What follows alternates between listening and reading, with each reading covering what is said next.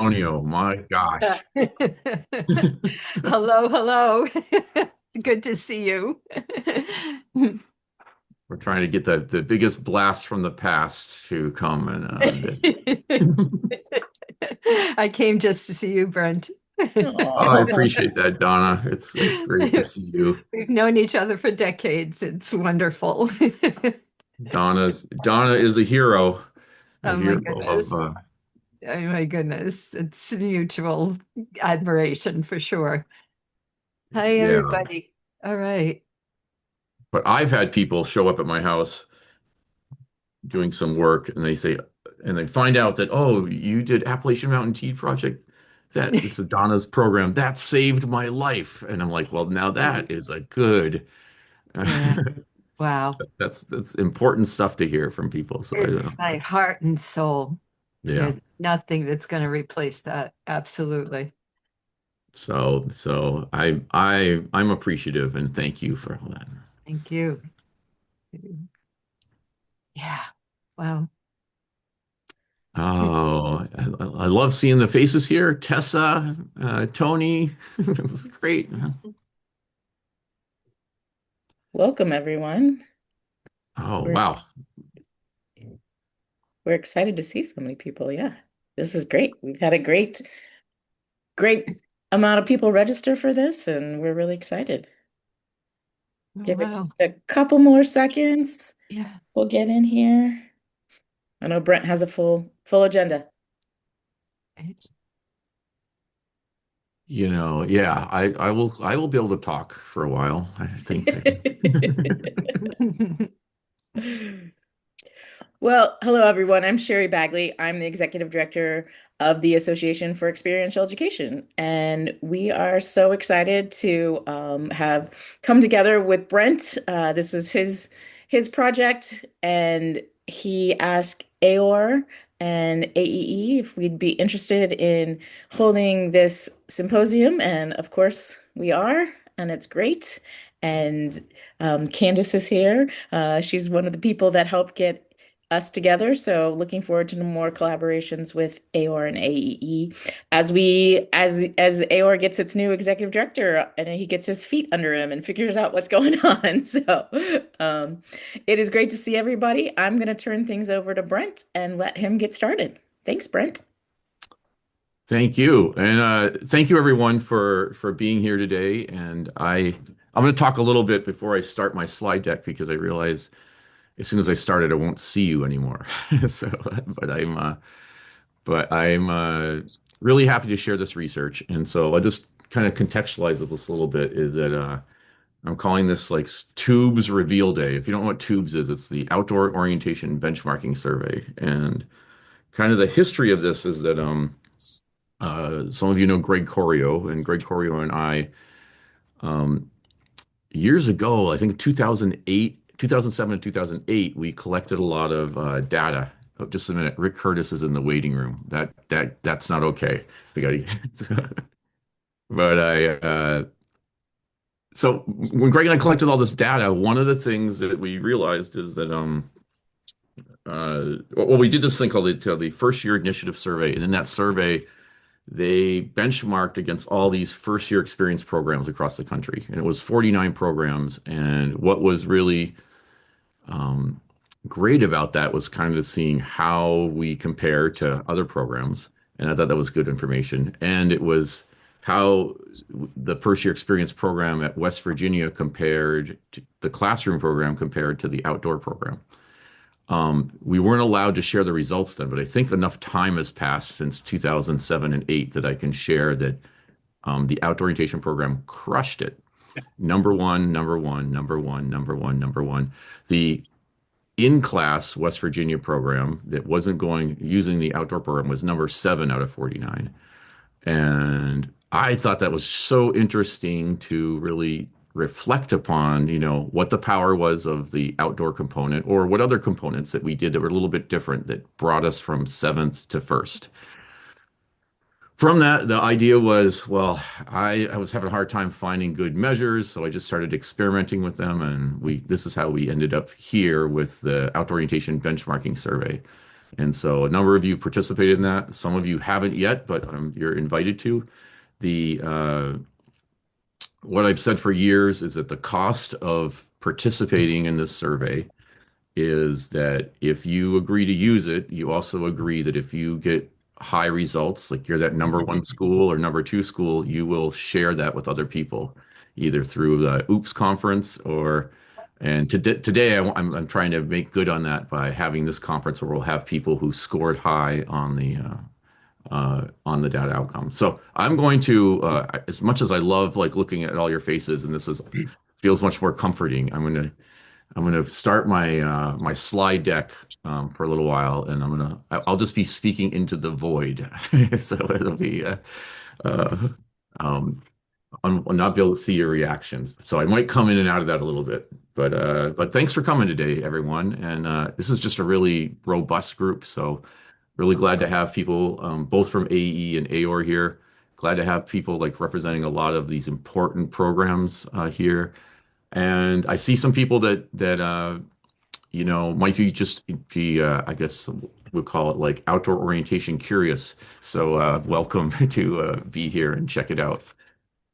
So all right, Sherry, I'm gonna try this. Let's see if we can get this to work correctly. Is everyone seeing like just one slide?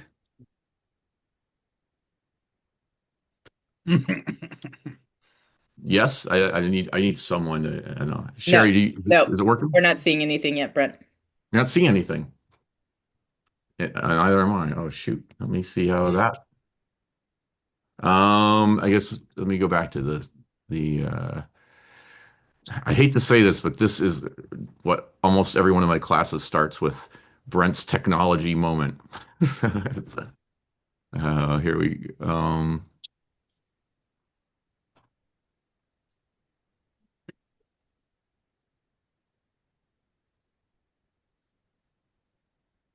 Now we can see the what you see. It's there. Perfect. perfect. All right, Perfect. great. Thank you. So I'm gonna try to buzz through this a bit until we get to our other presenters and that I'm looking forward to hearing from. But here we are, Tubes Reveal Day. So what we're gonna try to do, I'm gonna try to introduce the project. We'll do a little quick I think we'll maybe save the introduction. Well, we can do that. Introduction of the presenters. I just love people to say hi, and then I'm going to talk about the data. But the real power of this program, I think, is like hearing from people. And what I've asked those presenters is to like, you got high results. Can you try to explain why? Can you kind of think about the unique features of your program or what's kind of going on so that we can take those ideas back to our programs? So that's the goal of the day. Um, and we're going to talk a little bit more about some cell phone data that I think is interesting. And then I have some data called the trust fall data, which is not the trust fall activity, but kind of a unique thing on the trust scores that we've seen over the years. So that's the plan. I don't know if anyone recognizes this house. This is my dream house growing up, the Brady Bunch house. And I just bring this out here to kind of remind us that I consider that our outdoor orientation world is a neighborhood. It's a neighborhood of practice. So I think every program is like a house in a neighborhood. And we are really interdependent on each other. If some of the houses in the neighborhood burn or the neighborhood's not doing so well, that really affects how outdoor orientation programs are looked at. What I love about this metaphor is that feel really lucky that we have been part of we've been good neighbors to each other. And I just want to encourage that we know that you can borrow the metaphorical snowblower from your neighbor when you need it, which I think translates into like 18 extra sleeping bags at one point in my life, but or something that we really help each other out, and so I really appreciate that, and that's kind of what a lot of the spirit of this day is to talk about, is that we're gonna be supporting each other, learning from each other. And then this is a picture from the last outdoor orientation program symposium in West Virginia. That was those of you that are that were there. It was a really great 2-day conference. Um, and I just want to remind you that we have the Northeast Regional Conference. We have an OOPS coming up. I'm trying right now to do the first OOPS in China in Beijing, and so that's right. And then November 11th, we're planning an OOPS at the AE conference in Colorado. So look for that information, and I'll be looking forward to connect. But I want to try to get those on people's calendars as quickly as possible. All right, so the story of Tubes. I told you a little about this story, how we started it. This is where we basically what this graph is showing us is the kind of total number of participants and the number of schools. The number of schools are represented by the white numbers in the columns, and the columns represent the number of participants that participated in the survey. It's been, I'd say, about 50 to 60% the same over these years. We've been putting in more questions, like we took out some social support questions, added belongingness questions, and questions that weren't scoring well or giving us much information, we would change out. So it's a work in progress, trying to provide good information to your programs. And I'm always enjoy getting feedback from people of what might be useful. At the same time, trying to not keep it as long as it is.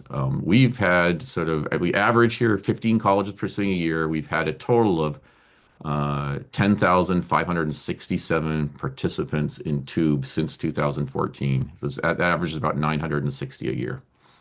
From that, this past year in responses, we really need to call out Lewis and Clark for being almost off the charts. I had to like squeeze you in, but year after year, Lewis and Clark has just been a really strong participant in this.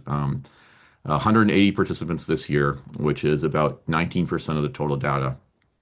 Dartmouth has been another strong program. It's one of the largest programs, and they represent about 12% of the data. And then Yale this year represents about 10% of the data. So what that means is, 42% of the data is really pushed by 3 programs. So these programs all scored high, but that leads to a large group that you're being compared to. Like I say, 42% is from these folks. I want to give Corey and Joe Yuska, her predecessor, a little. Oh, I can't move forward here. There it is. A little shout out, and I was wondering, Corey, if you wouldn't mind unmuting yourself and maybe telling us a Yeah. little bit about how you get such great results in tubes. And I know I have a little visual there for what I think part of the hint is. Yes, the secret is candy and peer pressure. So yeah, I'm Corey. I'm at Lewis and Clark College, and a couple years ago, I took over as the director of the outdoor program for Joe Yuska. So credit for this system goes to Joe Yuska. And so we've just done what we can think of to get a lot of survey participants, because we really appreciate getting these results and analysis from Brent every year. So what we do is we have every participant that fills out the survey can email us and tell us they did it, and then we check them off, and they can stop by our office to get a free candy bar. It's of course on the honor system because it's an anonymous survey, but it tends to work quite well. People are pretty honest, and if we occasionally give out an unearned candy bar, so be it. And we also have the trip leaders. They're all there's like 2 student leaders per our groups. We message them to be encouraging their participants and try to get them to be in competition with each other to get their whole group to complete the survey. So every group where all of their participants complete the survey, they get entered in our little lottery bucket to get a group trip to Salt and Straw, which is a fancy popular ice cream spot nearby. And they give them one of our vans and everything to do that. So the combination of bribes and getting reminders from their leaders because their leaders are trying to compete against each other. And then just email reminders has worked really well for us and seems worth the, you know, whatever, $50 or so in candy bars, full-size candy bars, to get that data. And the only limitation we run into is sometimes we're trying to get TOOBS results right around Halloween, which is like not the best time to be bribing people with candy because they already have so much of it on campus. So we try to get ahead of that.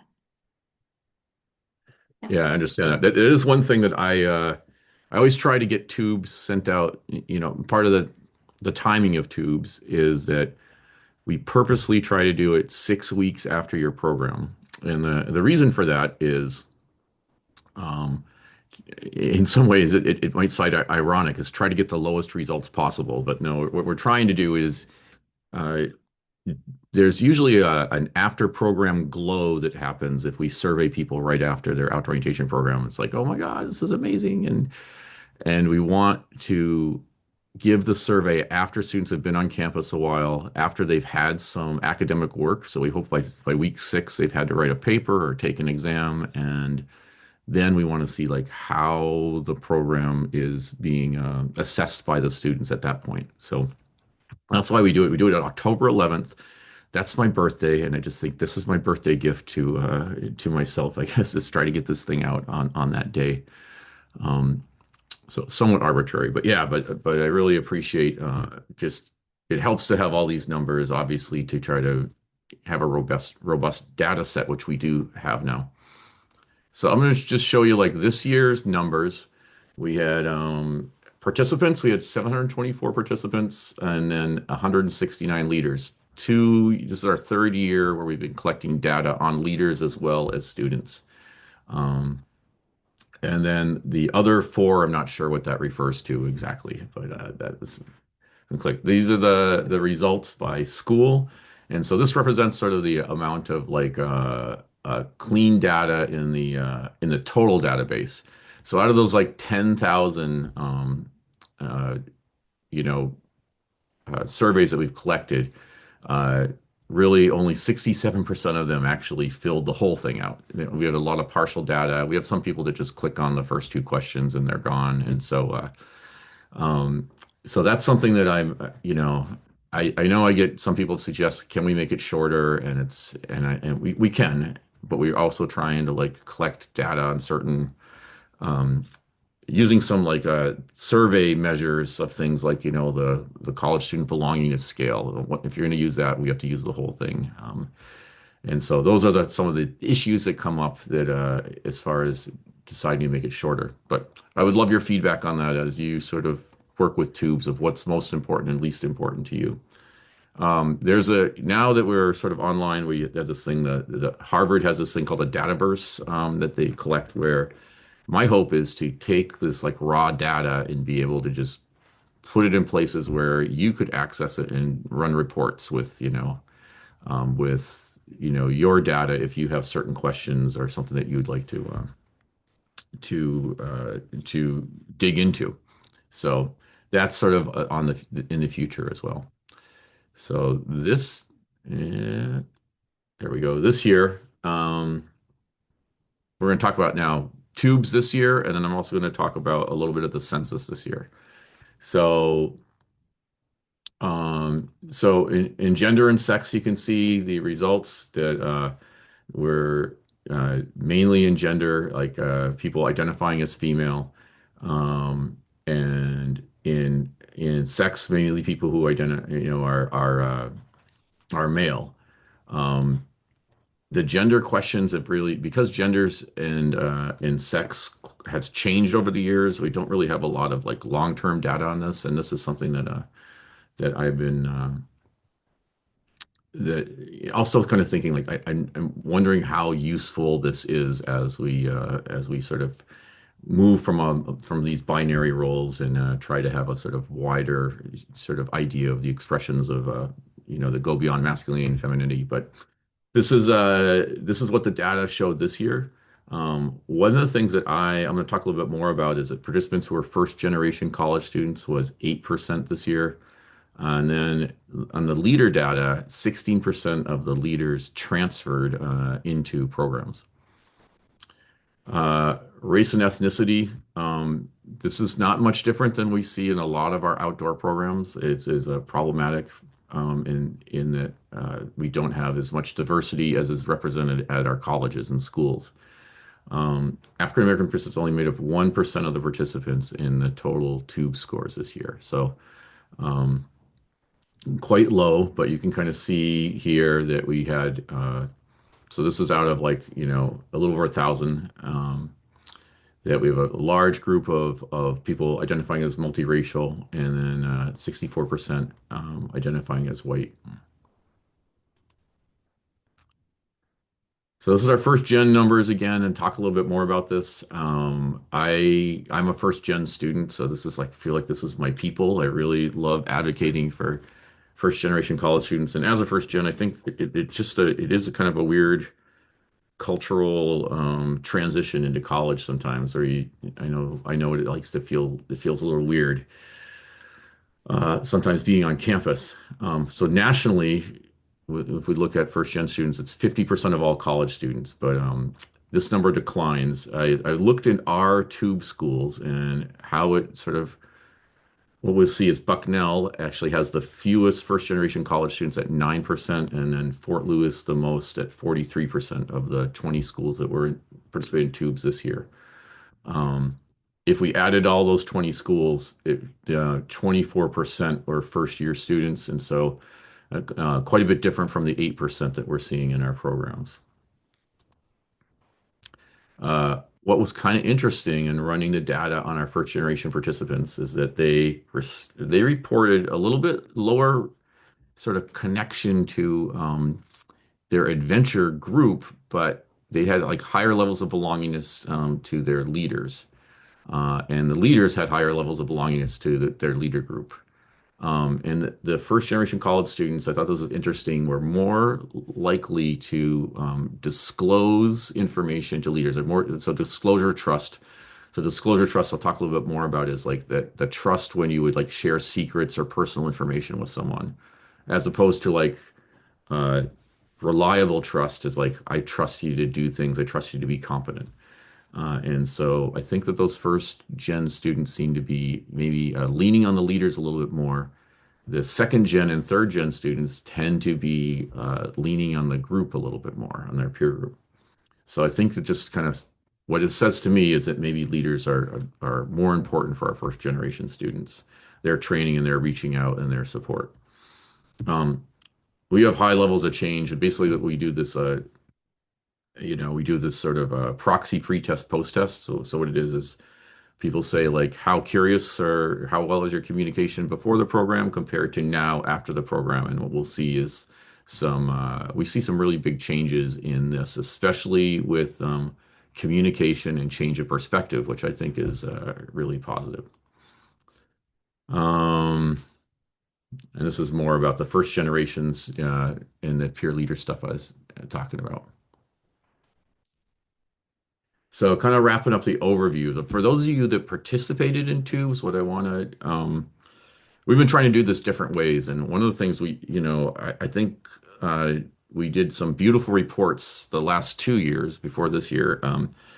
But it was just like it was like a week of formatting and just trying to make these things work in Word because the full report's over like 238 pages, about 238 pages. It is 238 pages last year. This year, what I tried to do is put everything in a Google Doc with the hope that those of you that are using it can format it, yourself to your liking.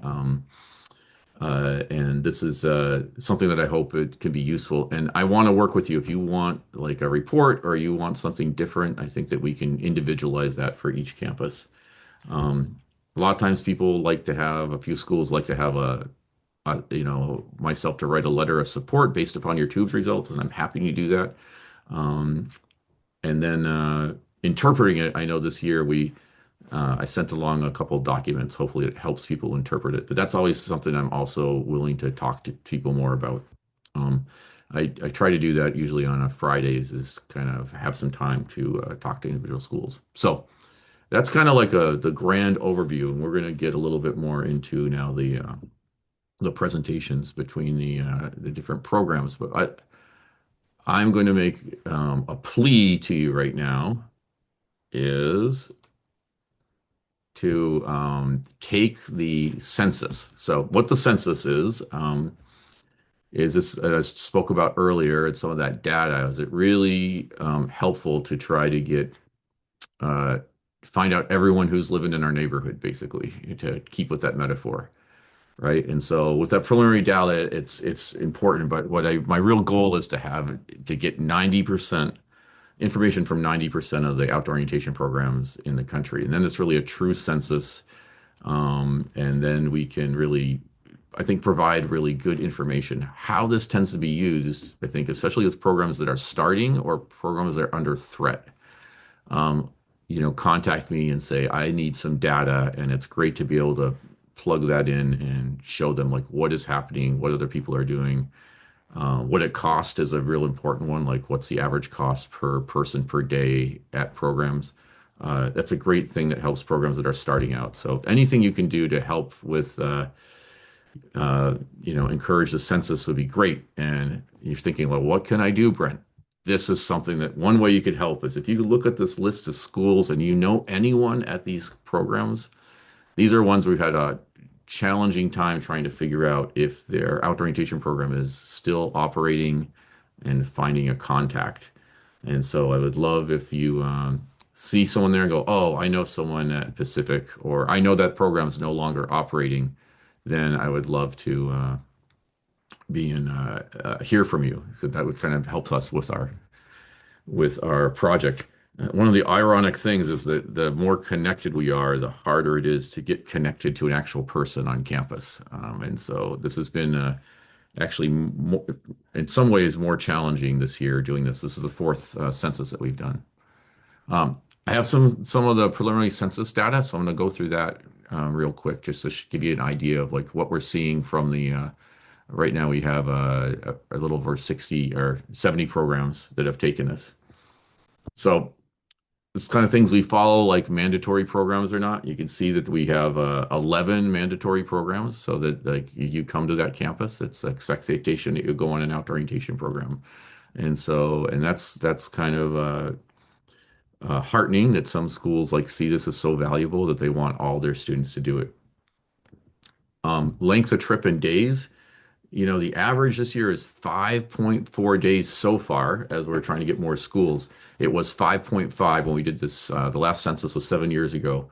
And so it's not changing that much. And you can see that we have 16 programs that are 4 days long, 12, 5 days long, 15 that are 6 days long. And then as we go out, we just only have a few that are I did this like, 1 week, 1 day. I think I know I saw Jory here. I think is it a 12-day program on one of those, and we have someone that's like 2 weeks and 3 days, or a 24 day program. Uh, Private. I'm just kind of interested in this. Is like who's hosting this? Is it a private college or a public university? And you can see that we have a lot of public universities, and I say that because 70% of the colleges and universities in the United States are private. So if you look at this from a 70-30 range, this doesn't match that 70-30. And what that means is that public schools seem to be more invested right now in outdoor orientation programs. Some of you know I really like this. Did your research on the no discount contract. So far, only two schools are using it, and one of them is UNH. But whoever else is doing it, I applaud you. But this is like the social contract of like, do you talk to students about, have a full value contract and no discount contract, or both? And we have schools that also are using both. This is kind of an interest in research for me about how we sort of establish prior research I did on like students feeling that their trips were status free, and if you some of you maybe have read the paper on the research on that, but one of the important things that most of the participants on outdoor orientation programs, they feel like there's not status in their group, that everyone's treated equal and they feel equal. And what we realize feeling equal is really being heard and listened to by the others in the group. And I think that that's part of the magic why these programs feel really powerful, especially coming from high school, which I don't think is generally a status-free environment. Physicians providing over, I'll try to go a little bit quicker in this, but providing oversight. So, one of the things, if you're using your wilderness first aid or wilderness first responder, that you have some kind of medical license that backs the protocols that you use. A lot of schools do this. And so this is always an interest to me because it kind of gets at like uh, tips our hand, sort of how are we doing maybe with like living up to the standards of AE accreditation. Solos, I was kind of surprised that there is many people still having solo a part of their program. It seemed like this has dipped over the years, but it seems like it's a little bit on the rise. I believe my memory is right that this was under 10% at the in the last census. This might be because of the small sample right now of who's participated in this, but that number might go down. But but I know that solos generally have been getting shorter. But I just get some information on like who's using them. And then let's see, I have a few more here. Just the number of program reviews, or people having formal program reviews, informal reviews. Um, as we professionalize and try to help each other out, I really wanting to encourage, that people have reviews and they go and visit each other's programs and give advice to each other. Um, Medical training of leaders, wilderness first aid is the largest portion you see of that. Um, no first aid training is at 6%. That has ranged around 3 to 5% in the past years. I expect that probably will be about similar.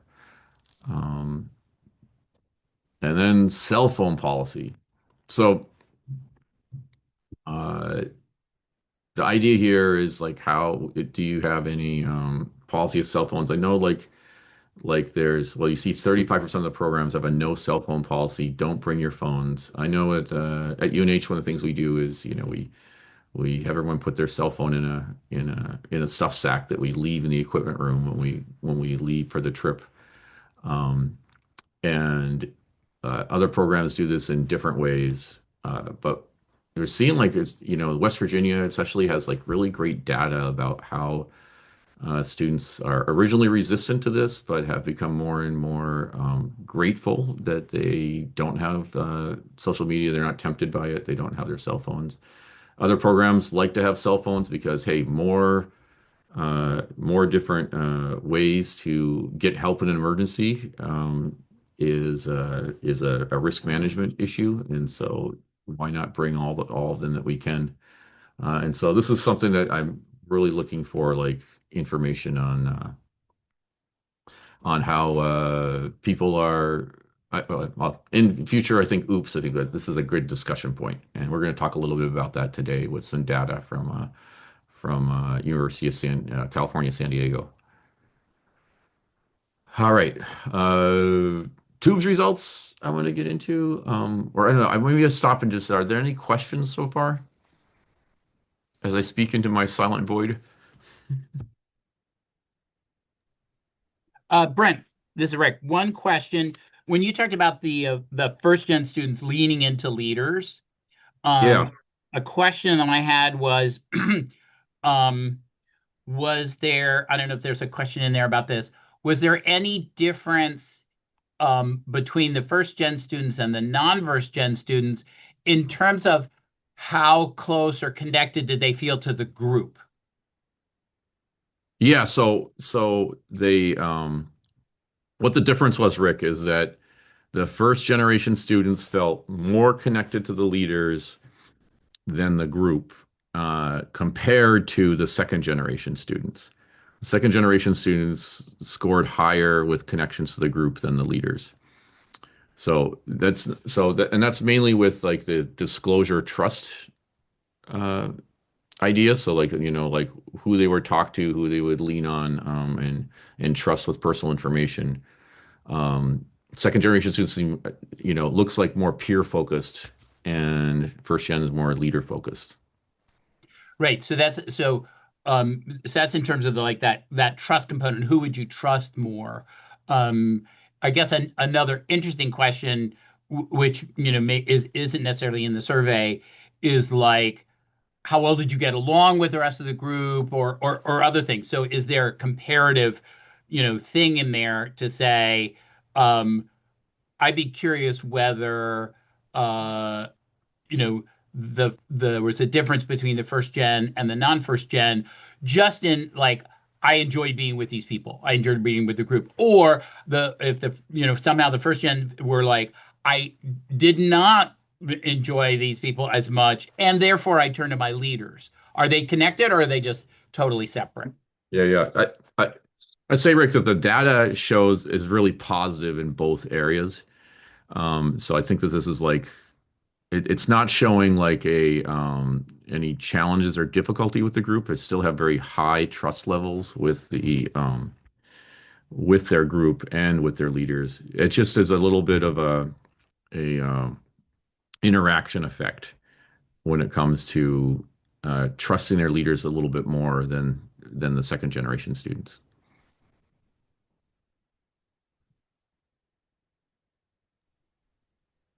Hey Brent, it's Candace. I had a quick question. Yeah. When it came to whether or not an outdoor orientation program was required, so for example, at Princeton, a small group experience is required, but they're not specifically required to go on the Yep. outdoor orientation program. How would you deal with that in the data? Um, so looking at if being required would change the trust results, is that No, the I was just question? trying to Or figure out like how, like for responding, like how would you like if Princeton was responding in that data set, would we put that we're required that students are required to attend an outdoor orientation program or yes, not? yeah, Because officially yeah, they're not required to attend OA, but they are required to attend an do orientation something, program. right? Yeah. Um, I have the data whether their program was required or not that I can use from the census, to then put into the TOOBS results. It's not a question that we ask the students per se, but I haven't done that level of looking at that interaction yet. It's something I could do if that's something that's of interest of you for sure. All right, thanks. And I love having, new questions or new ways to try to satisfy our mutual curiosity. So,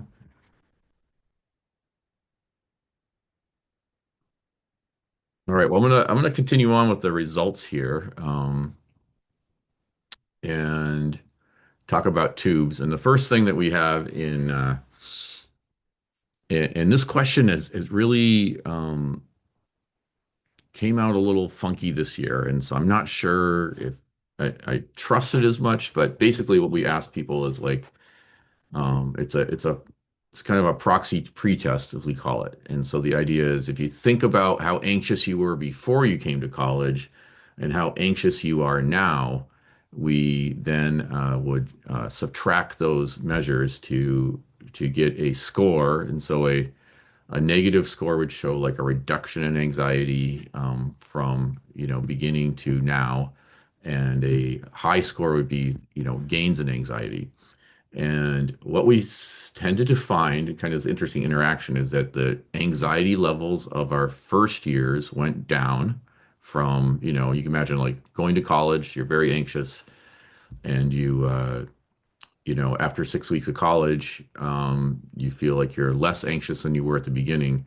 Whereas with our leaders, before they lead their trip, they were less anxious, and now they're reporting they're more anxious now that they're, I think, in school and academics. And so you can kind of understand how that might happen, but it's I almost felt like it's like the anxiety of the students gets replaced by the leaders, maybe. But so anyway, this it's kind of a funky thing, but this is what we've been seeing for for the changes in anxiety.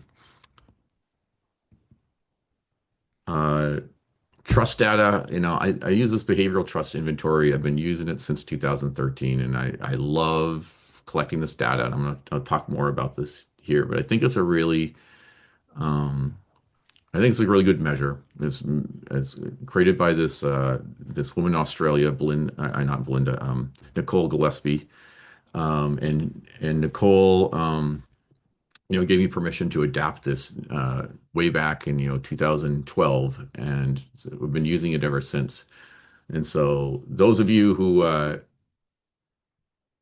know about this measure, right? It basically looks at like that trust is like there's trust of your leaders, and then there's trust of your group, and there's also trust that's reliable trust that people are going to do things and say what they're going to do, and they're going to be responsible and professional, and then there's trust of disclosure. What disclosure trust really is like people you tell secrets to, that you count on not embarrassing you, that kind of have your best interests in mind.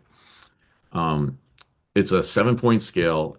We have I've compared to like some national studies that have used this instrument, and we score higher than any other study I've seen. We score really high on the level of trust. And so these levels of like you know, almost like 6 out of 7 over, 1,000 participants is quite impressive. Um, so I'm going to So, you know, I, we are we had a little dip in this, and I'm going to talk about it a little bit later, but the trust scores are really strong. It tends to have the students tend to trust their leaders a little bit more, and one of the funny things is they trust their leader reliability is always the highest score.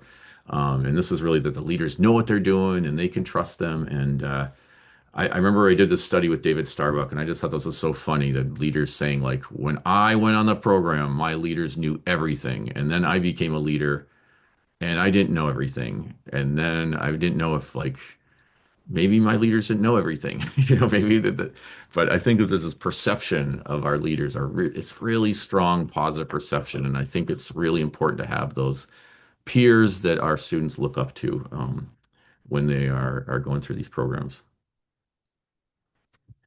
Uh, Sense of belonging. I know that like Tony, who's on online here at Bucknell, was helped me a lot with coming up, looking at 3 different belonging measures, and so we've been trying to look at like belongingness to your group, a sense of belonging, belongingness to your kind of like your school and I mean, sorry, like your orientation group, kind of like your college group, as like as 2 sort of ways that we measure belonging. So people could like have institutional feelings of belonging. I love being at UNH, or I love being at Princeton. And then they can have like, I really love my outdoor orientation group. I feel connected to them. Um, so in this here, we some of the things that came up, right, is that we have really high levels. We keep seeing like belongingness research has really just blossomed since the 1995 paper that sort of identified this. We all know that it's this being talked about a lot on our campuses. Um, we know that students with sense of belonging use campus resources more. They engage more deeply in their studies when they feel a sense of belonging to their institution, and we found that nationally, first years report lower rates of belongingness, but in our outdoor orientation program, the first years report or first generation, I'm sorry, nationally, first generation students report the same rates of belonging to the institution and higher rates of belonging to their OOPS group. And so I think that that's like, this is kind of cool data when you are talking about first generation students and how to get them connected to your institution. And then we find, like distance from home is one of the things that we see correlates with a lack of belonging. So these are the scores that we saw. I think that everyone received that. Um, we didn't collect trust scores from the leader community, and that's mainly because we're talking about trust of the leaders and trust of their participants who they were leading, which is not really how that leader uh, survey was set up.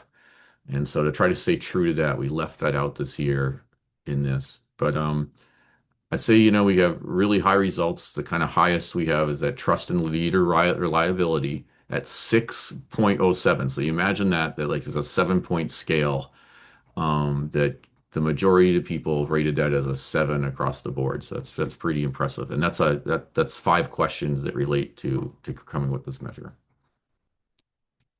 With that, any questions? I'm going to take a pause, and then the next thing we're going to do is I'm going to invite our colleagues from Western Washington and Bucknell to talk, and I'm going to kind of stop the slide deck for a moment. Brent, I just have a quick question. Do you ask about like how students rate the overall quality of their orientation trip? We don't ask that. Okay.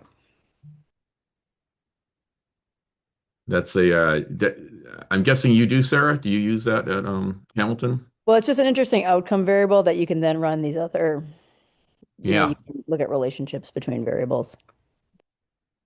This I already feel like coming to this today is so worth it to me with that question. Thank you. No, that's a great one to talk about quality. I like that. All right, I'm going to. Oh, it's great to see people here.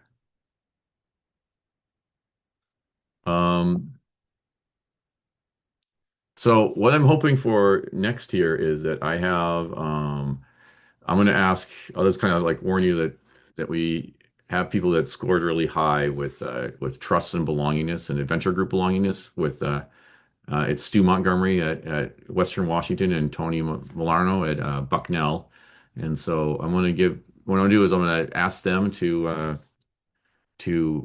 be open to give a little talk about why they think that's true. If you have a slide deck you want to share, I think that Sherry and I can make that happen. And Sherry can make that happen. But we'll try to accommodate that. And then the idea here is we're going to go through a bunch of these. I'm still sharing this. I'm going to stop my share.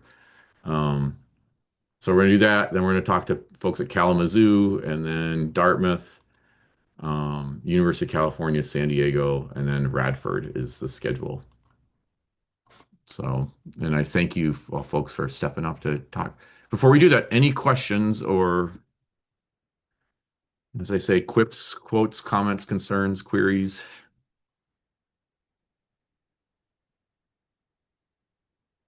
All right, can we turn over to Stu and Tony?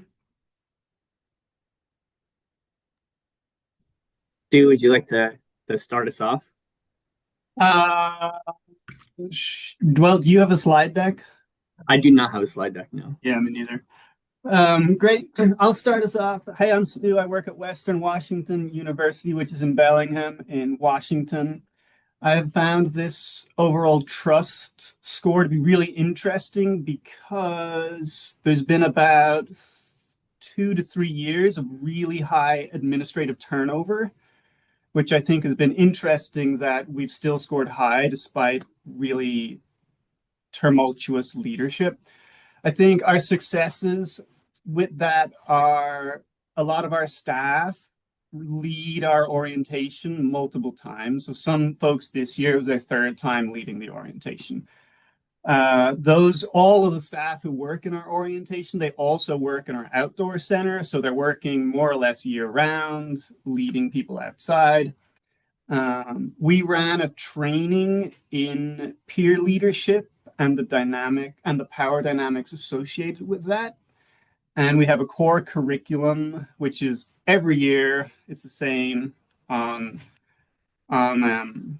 his orientation. And I think that core curriculum, the repetition and the staff getting to do it multiple times, and we hone it every year. I think that's really helpful with our trust. This core curriculum is designed to foster belonging, and they increase in complexity or vulnerability over the course of the trip. it's not rocket science. It's simple activities like life stories, letter to self, land acknowledgements, a chow circle or dinner ritual, hopes and fears, honey roast, bracelet. Like it's simple stuff for people who are new to leading to facilitate. But the repetition of that year on year, I think, is building a lot of trust because they're skilled at delivering it.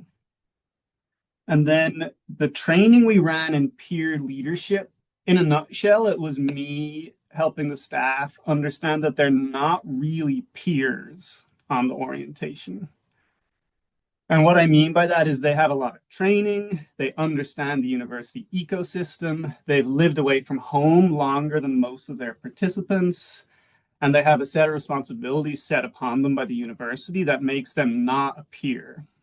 And this training was designed to give them more confidence to leverage that power dynamic in order to show up as a pro. Like, hey, you're the pro.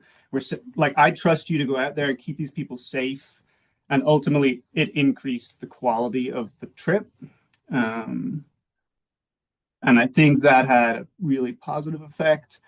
Some roadblocks we experienced this over the past year or so here is the trip leader concept of being a peer leader.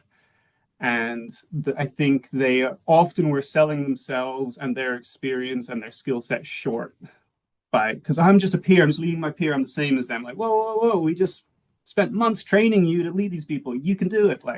So I think reframing what that means has been really helpful. And then things that you all can replicate.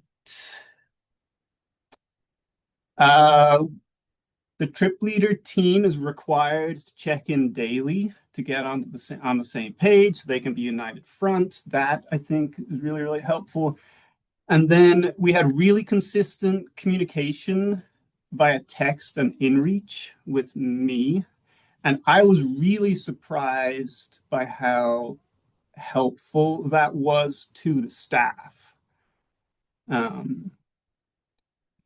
Something that surprised me is I just wrote back hey, is it worth fighting this battle? Can you let this one go? And that gave them permission to oh, we can loosen the reins on this silly little vaping thing. It's not a big deal.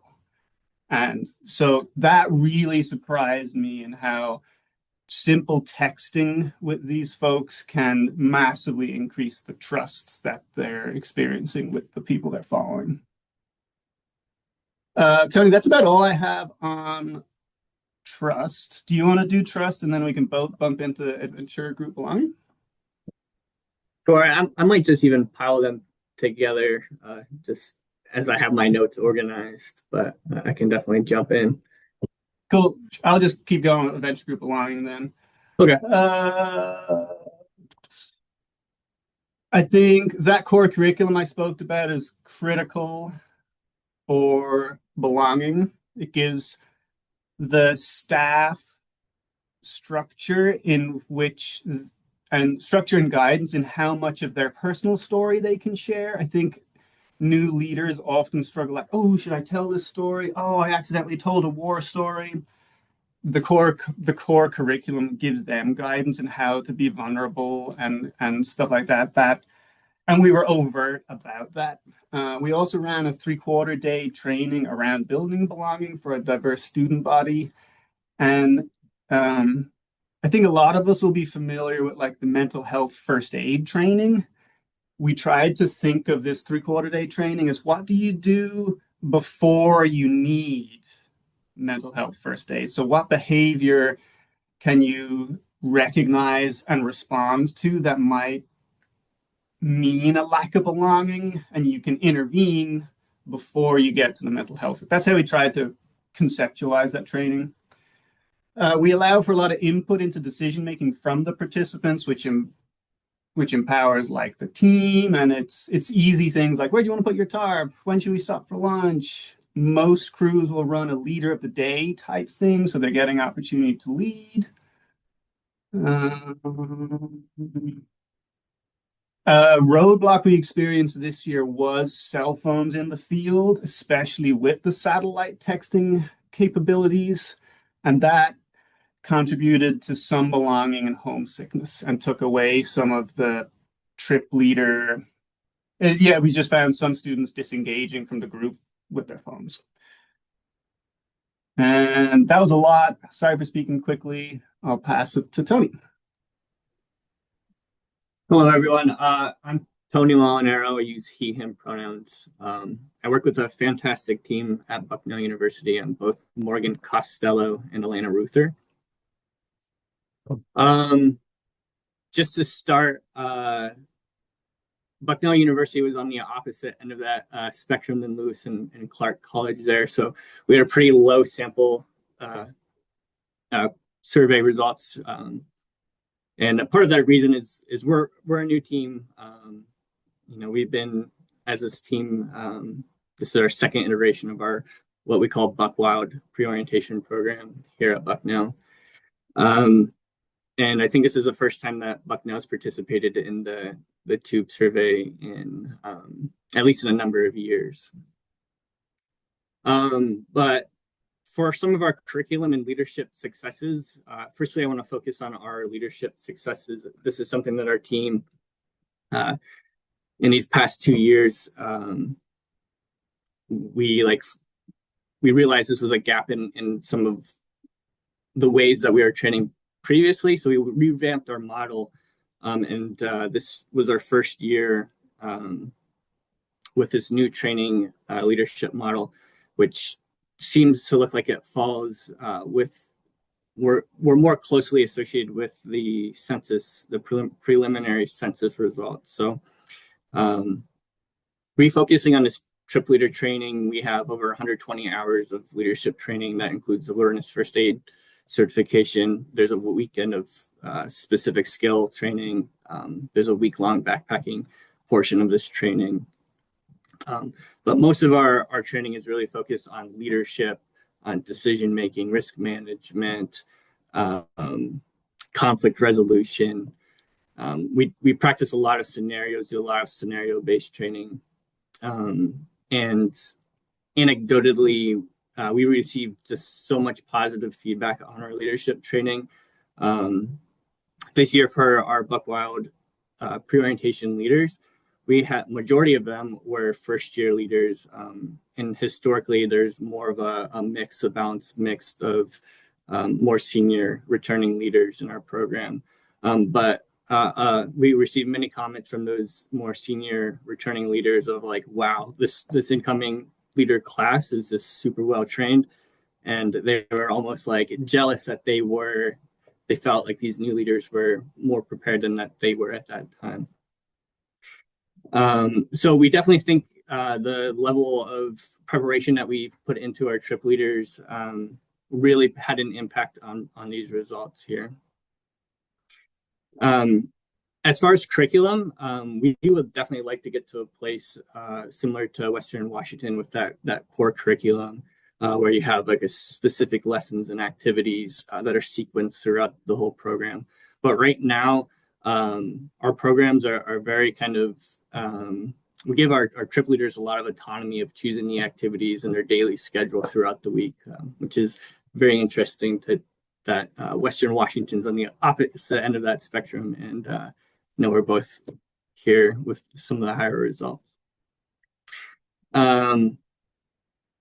But one thing that has been consistent in our program is using some type of campfire discussion, evening meeting, and based on some of the qualitative feedback, we also run an internal survey through our program, which had much higher participation results. And some of that feedback, the qualitative feedback, showed that the campfire time or that evening meeting time was one of the highest contributors to some of that belonging, and where students were able to engage in meaningful conversation, be vulnerable. Our evening meeting has some kind of segments in there that are focused on gratitude and reflection of their days and the experience, and they're doing that throughout the week. It's also an opportunity for them to laugh and share stories, which I do think contributes to some of those results. So advice for the neighborhood, I have like two main points here. We're always pushing as a leadership team, safety, safety, safety, and fun. So of course, I'm sure all programs, have safety as our highest priority, but also like ingraining that into our student leaders' mind that like we're also here to have fun and really be intentional and like safeguard our relational time, the time that we're separating from our program to build those student relationships, have that conversation and build that into our schedule. And then my second piece of advice for the neighborhood would be just like invest deeply into leadership preparation. For our program, we're in a place that we don't have to hit high participation, get more and more students.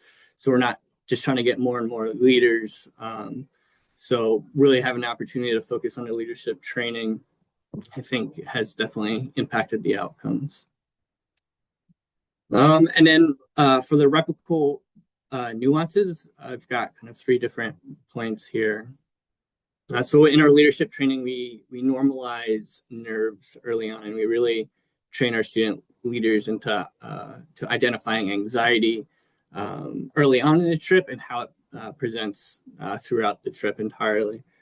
And being cognizant of how long our breaks are, our students isolating, what type of activities are we doing, what type of icebreakers, energizers, initiatives, and how are they properly sequenced throughout the experience, and many other things. And I think all of these things allow our student leaders to kind of place interventions earlier on in our programs. And I think it's just like another design element. All of our programs eventually take place off of campus, but we spend our first night on campus where students have the opportunity to be in this environment where they feel, more comfortable with the facilities. They have their personal items, within still accessible to them. And there are times where we have students that early on in the experience are like, hey, this experience isn't for me. I don't want to continue on the program. And we're able to at that point, like, what are ways that we can get them connected to other pre-orientation programs that are offered on campus, or what other supports can we offer them that, if Buck Wild isn't the experience for them, where else can we plug them into the institution? Second point would be leader language norms. So again, we utilize a lot of scenario-based training. And I think scenarios are easy to, one, not be taken seriously, kind of goof around. There's a little bit of silliness there, and sometimes they're not like grounded in reality. So we're really intentional about how we frame those experiences. And we have our student leaders like verbalize what they were going to say while they're out in the field and actually say what they're going to say. So we run a lot of repetition through those scenarios. And I think that saying that out loud in that practice really helps recall what they've learned whenever they're working with a participant in the field. And then my last point is this program support. I think a lot of what we as professional staff are doing on the outside, and we hire logistical staff that support us with different challenges or things that may arise for students that are in the field. Students may, I don't know, have damaged equipment. They need new replacement equipment out there. So we have a robust support network for our students. So if things like that come up, we're able to quickly respond to their needs. So that way they're able to, continue to focus on the quality of their program and what they're doing and not stress about all the little things that are going to come up on all the trips. So, but that's all I have.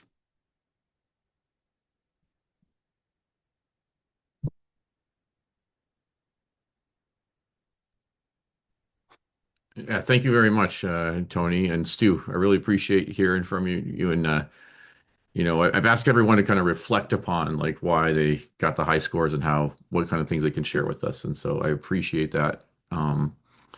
It's for further growth, and I love some of the things that are coming up that you're doing, which I hope are inspiring other folks. And we have a hand raise from Trey Smith. Go ahead, Trey, if you. and it looks like Donna as well. I think that, do we have to unmute them or Trey's unmuted. Trey, we can't hear you.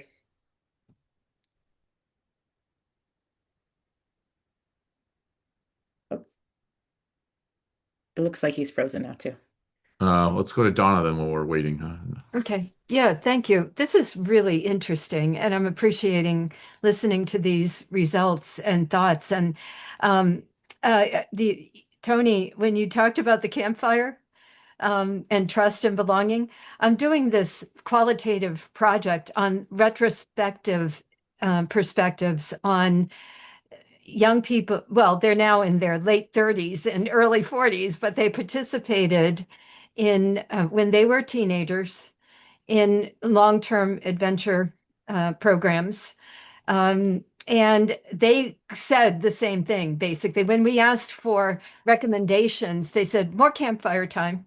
and and without even prompting, when they were thinking about what they really benefited from, they talked about the sense of belonging.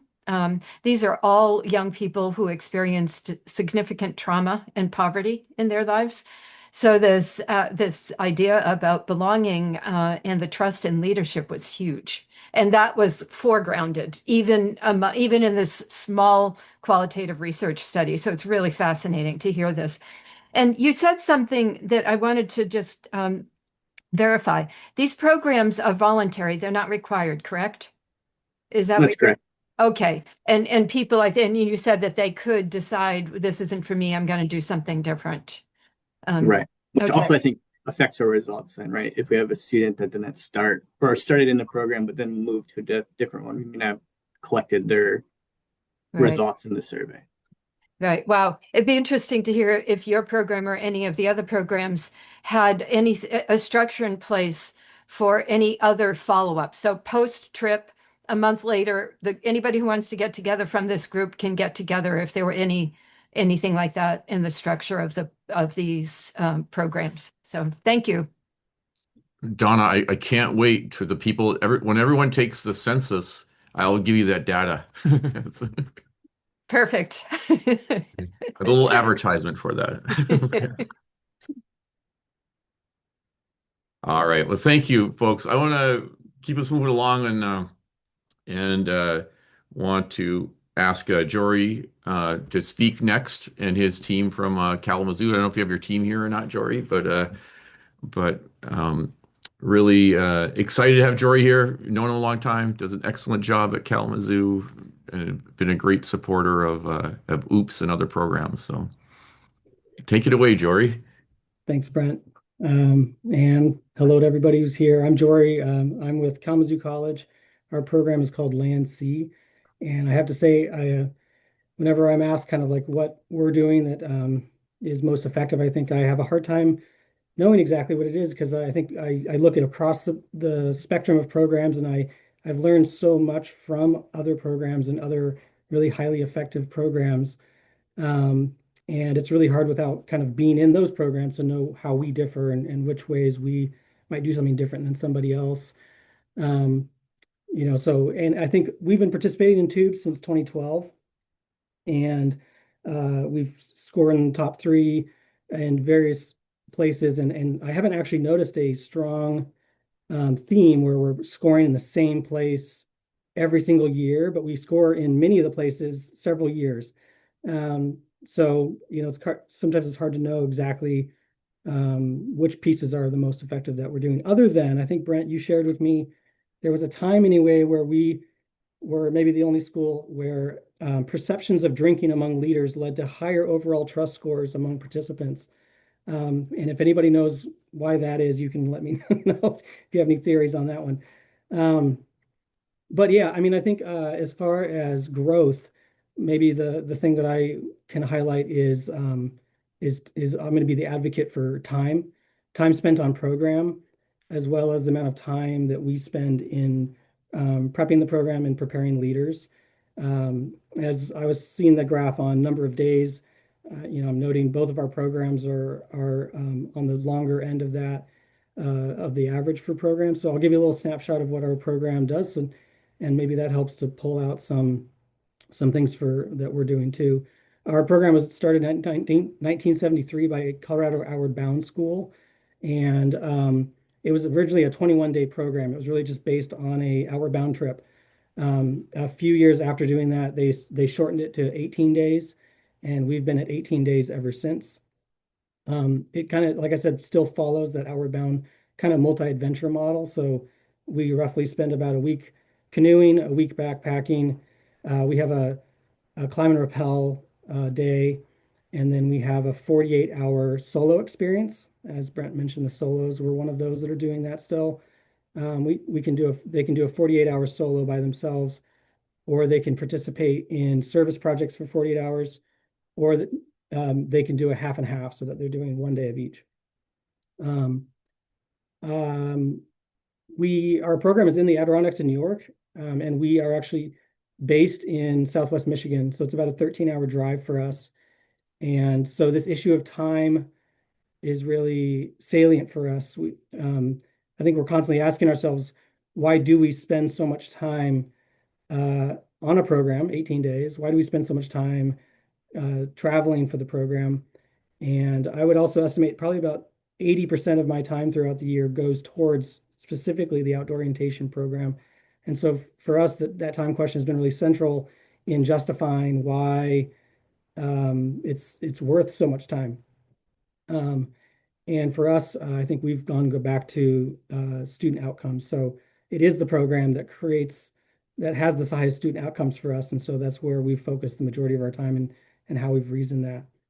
I think too, from if folks are on the call that have a shorter program, I think the perspective of we have a 6-day program that is also based in Kalamazoo, and that's a more camp-based program with challenge course elements and climbing. And we've had leaders now, it's been around long enough, it's been around, this is our 4th year of doing it, where we've had leaders who participated and led the Kalamazoo program. We've led leaders who have led the Adirondack program, have been able to compare the differences and how they think the group has developed, and where there are differences. And in our Adirondack and our 18-day program, it's pretty common for us to see we have the time and space to have multiple iterations of a student tries on something new, whether it's leadership or whether it's I'm in a new space, I'm going to try out a different piece of my identity, or I'm going to be a different person in this group than I was in high school. They get feedback on that. They get to try out again and reiterate and keep trying and keep trying. And so that's something that we've noticed from leaders, is noticing differences in growth and how many kind of where a student can get when it's on an 18-day trip versus in our case, we would consider constrained in a 6-day trip. However, I think there are some surprises in our 6-day trip also, when we compare between the two programs, also does actually have significant growth, and sometimes will have higher scores than our 18-day Adirondack program in growth as well. Some of the metrics. I would say the one thing that our longer program continually usually scores high in is ability to face challenges, and I would relate that to both the higher perceived risk of going on this long trip that's way out of state somewhere, as well as the length of time. And then the challenges. I mean, we're in a totally different environment in the Adirondacks than we are in Michigan. And so taking a student who might be from Michigan and taking them into the mountains of the Adirondacks is definitely a perceived challenge as well, that I think that they we very often hear, like, oh my gosh, I just got back. If I climb to the top of that peak, like, I'm not scared of any test, that kind of thing. So anyway, that's what I would say my main takeaways would be.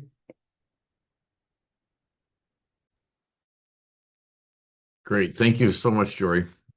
It's been great to both visit and be part of the whole Kalamazoo journey that you've been there. So, all right.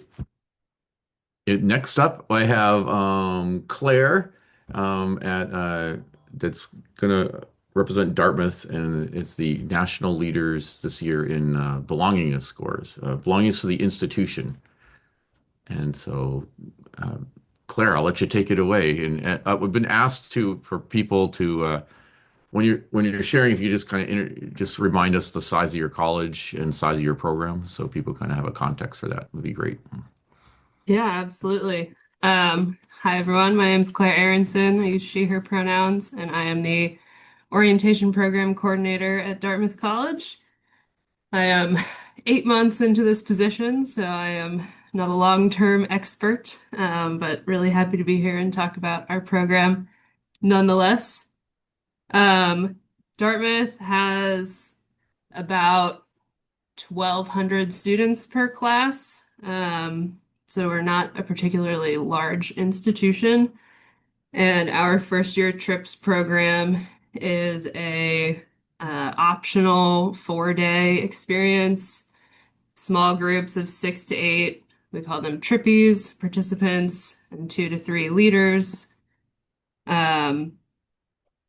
Our program is nested within our new student orientation program on campus, but we are not a required component of that orientation. We have about 90% of our incoming first year class participating every year. So usually that's around 1,100 first year students out in the field, and they're supported by around 300 trip leaders and around 150 students who are largely volunteering their time to run everything on the back end, which is pretty awesome. And we have kind of multiple layers of programming available to students. We categorize them by how students are going to be sleeping out on their trips. So we have trips that sleep under tarps out in the backcountry. We have trips that sleep in cabins to varying degrees within the backcountry as well. And then trips that sleep on campus. So we try to have a wide variety of options so that as many folks who want to participate can participate. And we're really proud that for a non-required program, we get 90% of our incoming classes participating. And I think that is a huge component of where our success with our belongingness and institutional belongingness comes from. Feels a bit like a product of scale, because if 90% of first year class is participating, that creates a absolutely massive point of commonality among students as they start their time at Dartmouth.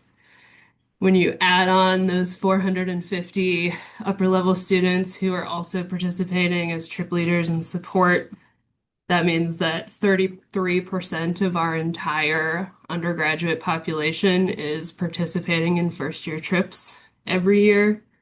So it's just this like really, really strong and equalizing and kind of normalized experience for everyone on campus.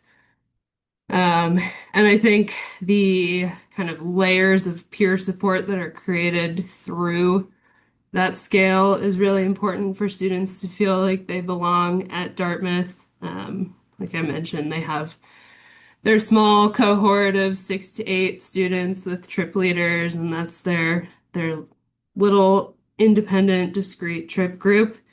But every trip is shepherded through their time on campus before they leave by the Hanover crew, which is a super fun, loud group of students who kind of set the tone and the welcome as people arrive. And then as folks go out onto their trips, they get visited by multiple other support crews during that time. We have some skill-based crews that run like a climbing site. We have a skill-based crew that runs a mountain biking site. We have a crew that is responsible for our trips that go up to northern New Hampshire, where we have a like piece of land that Dartmouth owns that is really amazing resource. So any trip that goes out into the field is getting visited 2 or 3 times at least by another crew of students, and that creates another level of folks that these participants are interacting with. And then finally, at the end of every trip, students all congregate at one of our like lodge spaces. So Dartmouth is lucky to own the Moosilauke Ravine Lodge, and we also own the Dartmouth Skiway. So we funnel all of our trips in through those two spaces at the end of every program, where they come together with a bunch of other trips and have a final dinner together that's full of, camaraderie and meeting new people and a big show, with a whole message that Dartmouth is lucky to have you, which is amazing.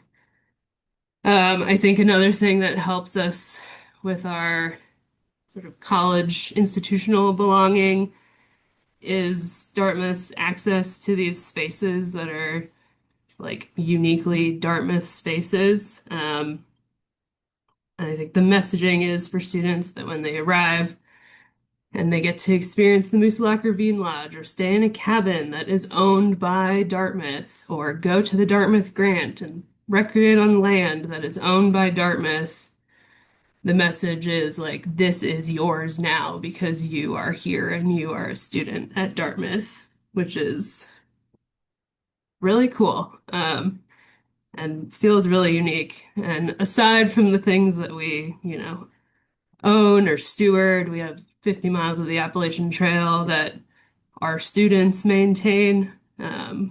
We're just really like beautifully located to run trips like this and are very lucky that most of our trips are within an hour and a half of campus. So I think the like sense of place that people can experience being at Dartmouth sort of extends to like, you know, the outdoors is such an important part of the Northeast and New England and this area. We have really great access, and I think our program introduces a lot of students to that concept and makes them feel like this area is for them as well. We also have the backing of legacy and tradition. First Year Trips has been around since 1935 and is associated with the Dartmouth Outing Club, which has been around since 1909 and is a really important group on campus. The outdoors is sort of embedded into the ethos of the Dartmouth campus. And so I think participating in that way makes students feel more like they're part of this community as well. And then finally, our students have worked extremely hard to be really explicit about messaging around belonging.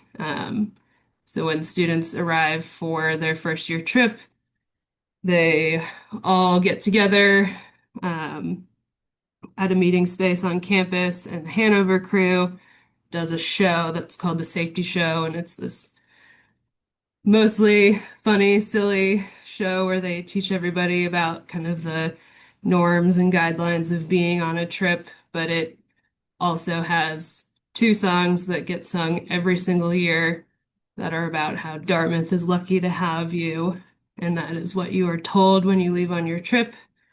You go out on your trip, the crews visit you. Everything that they do on those visits is geared towards making students feel welcome and like they're part of something, and then they all come together in their final dinner at the lodge, where they then get another show that ends with a song to the tune of Hey There, Delilah, about how you belong at Dartmouth and you are meant to be here, and that's how we wrap our program. And I think that is huge to be told many times explicitly throughout the entire time you're going through this new transition, that it's not a mistake that you are here, which is, I think, really huge. And then the other thing, I have absolutely nothing to back this up, but anecdotally, I just kind of feel like the students who are involved in running first year trips don't really think of themselves as TRIPS students. They think of themselves as Dartmouth students. So when somebody participates in a first year trip, they are not really getting the messaging that like you're a TRIPS participant. It is you are a Dartmouth student and you are part of the Dartmouth community. And I think that makes a big difference as well. Um, how you might use this at other institutions or advice from the neighborhood, as Brent asked.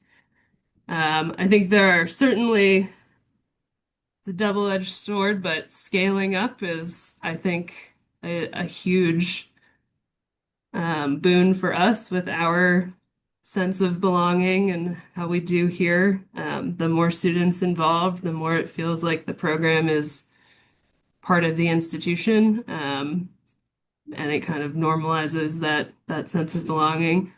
That is also a roadblock that we have. It is difficult to train the number of students that we have leading trips. It's a lot of schedules to manage, a lot of training opportunities that we have to provide. Um, and it means that our training is perhaps not as robust as some other folks' outdoor programs. I think layers of peer support is really huge, and our program is pretty much shadow run by like the outdoor programs office, but it is completely on the face, run by students. We have two student directors, a panel of 25 student directorate members who run different aspects of the program. They meet for almost a year before the program runs, and that like for students by students component, I think really makes a big difference for us as well. And then, I know not every institution has the wonderful privilege of having land and Appalachian Trail access and cabins and lodges, but I think finding what the sense of place for your institution is a huge way to connect students to um, the campus and the community surrounding the campus as well. That's all I got. Thank you so much, Claire. I appreciate that. I think one of the connections we can make too to this like high sense of belonging to the institution is uh, maybe, I mean, there's an argument there that Dartmouth also has the second highest rate of alumni giving as an institution. And Yeah. Dartmouth also has the, longest running outdoor orientation program. The originators, like, what, like 40 years before the second one, or 30 years before the second one came, started. But it's really great to, or it's one of the arguments I think that we can make sometimes is, how these programs tend to connect people to the institution. One of the things that I've found is that in some of the research that's been done, as people look at over a long period of time, it seems like the power of the outdoor teaching program only grows with age. And so what I mean by that, I think one of the caveats is that if it's well run and it's sort of like well managed, and it's not like, oh my God, I'm embarrassed what we did back then, but more of like, if there's a sense of pride about the program, it feels like that was an important program. We see that in the research, 1 year out. We see it maybe a little bit more 4 years out. And then like 10 years, it's still part of the narrative that people are talking about what was important in college. And then like 20 years out, we see this like, well, that was one of the more important things. And so that I'm really interested, that's kind of an interesting tidbit I've seen in like three different studies where this phenomena occurs that have been running the program for a long time. So um, whether that, Donna can talk more about what her theory is on that, it's how people narrate themselves, or is it really having this power over time? But I think I don't really care either one. I think it's positive, so for us. So, well, thanks a lot, Claire. I appreciate that. Next up, I have kind of the other side of the continental U.S. We're going to go to the University of California, San Diego, and Tessa and Simon. I'd love to introduce you and have you present about your program at the University of California, San Diego, and the results that you picked up this year. Yeah, thank you, Brent. Yeah, I'm Tessa, Tessa Opperman. I am the Outdoor Leadership Programs Manager at UC San Diego. And yeah, I think we've been talking about like just going over program structure. So briefly, UC San Diego has almost 10,000 incoming students, and we serve 120 of them. And our wilderness orientation is just over 30 years old. And I'll also have Simon introduce himself, and then I'll dive into like more of our program structure. Hi, Simon. I'm very privileged to work with Tessa and learn more every day from listening to her. Thanks. Okay, so I think Stu was talking about trust a little bit earlier, and I think I can echo a lot of what Stu said, but just for our program structure, we also run trips throughout the year. So my program is like year-round trips as well as our wilderness orientation, and all of our trips are entirely student-led. And then we have I think I have 60 to 70 students who work for me throughout the year, and only 16 were able to work wilderness orientation last year. But we have a lot more demand than that. So right off the bat, we have an application process. We're choosing our best guides. And during our wilderness orientation season, we run trips that are 10 to 15 person groups, and they are 6 to 9 day trips. And some of those nights are here on campus. So backcountry, we're about like 3 to 6 nights, depending on the trip. And we had one larger trip that went to Catalina Island of 30 people, but we intentionally split that into 2 groups of 15. And then this last year, we also even more intentionally made one of those groups transfer students and one incoming first years. And so that way they were 2 distinct groups. And we think that having the smaller groups is definitely helpful for what we scored high on is the overall trust score. Yeah, so small groups, I think, is part of it. We also have, I wrote down notes from what Stu said. We also have returning staff. We have core curriculum with life stories, chow circle, evening meetings, those sort of things. Our staff do daily check-ins, usually in the evening. We also train on sort of in-house mental health response. And let's see what else. We do a full value contract, where I also took notes from your presentation, Brent, about like these different things that each group does. And so we do a full value contract. We have wilderness first responder, so the 80 hours of medical training. We have a no cell phone policy, and we do a 24-hour solo on most of our trips. And then I think another aspect that helps contribute to our success is going into pretty remote areas. And we over the years we've tried different models, and we've had some more front country trips, but we find a lot of success in our backcountry trips, and we even go to Baja in Mexico, a pretty far drive down there to go sea kayaking. And so being in remote areas for a majority of the time that we're on our trips, I think helps minimize like interaction with outside vendors and things like that. I guess this is sort of like a flip side anecdote. A couple years ago, we had the captain of the ferry to Catalina was like yelling at our leaders, and that was probably not great for the trust. Everybody, saw these student leaders getting berated in a way, and they're just trying to do the right thing. And so I think having a lot of time where they're just in their small groups is really helpful. what else did I write down? On our staff training, we have we do a 10-day staff training and we go to one of our locations. So usually we flip between backpacking in the Sierras and sea kayaking in Mexico so that we know that all of our staff are trained on those areas. And we try to reflect like our curriculum in our training as well. And then we just put a lot of trust in our staff, and I think that is really helpful.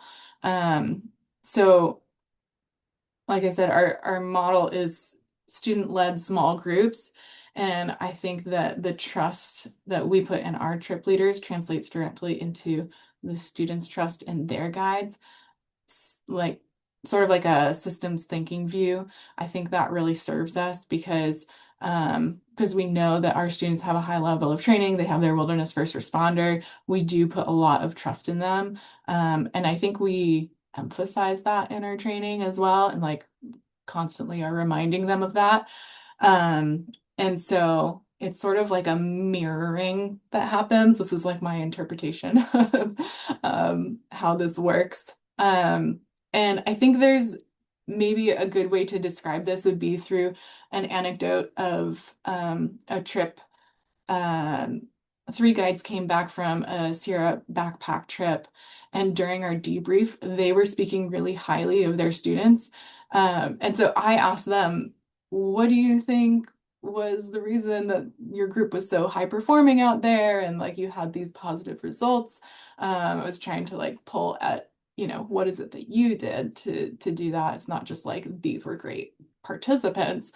And so they told me that they were empowering their group by saying things like, this is your trip and like you can make these decisions. And if you decide this sort of thing, here's the natural consequence of that. And, kind of working with them, but handing over a lot of what I think was trust in their participants.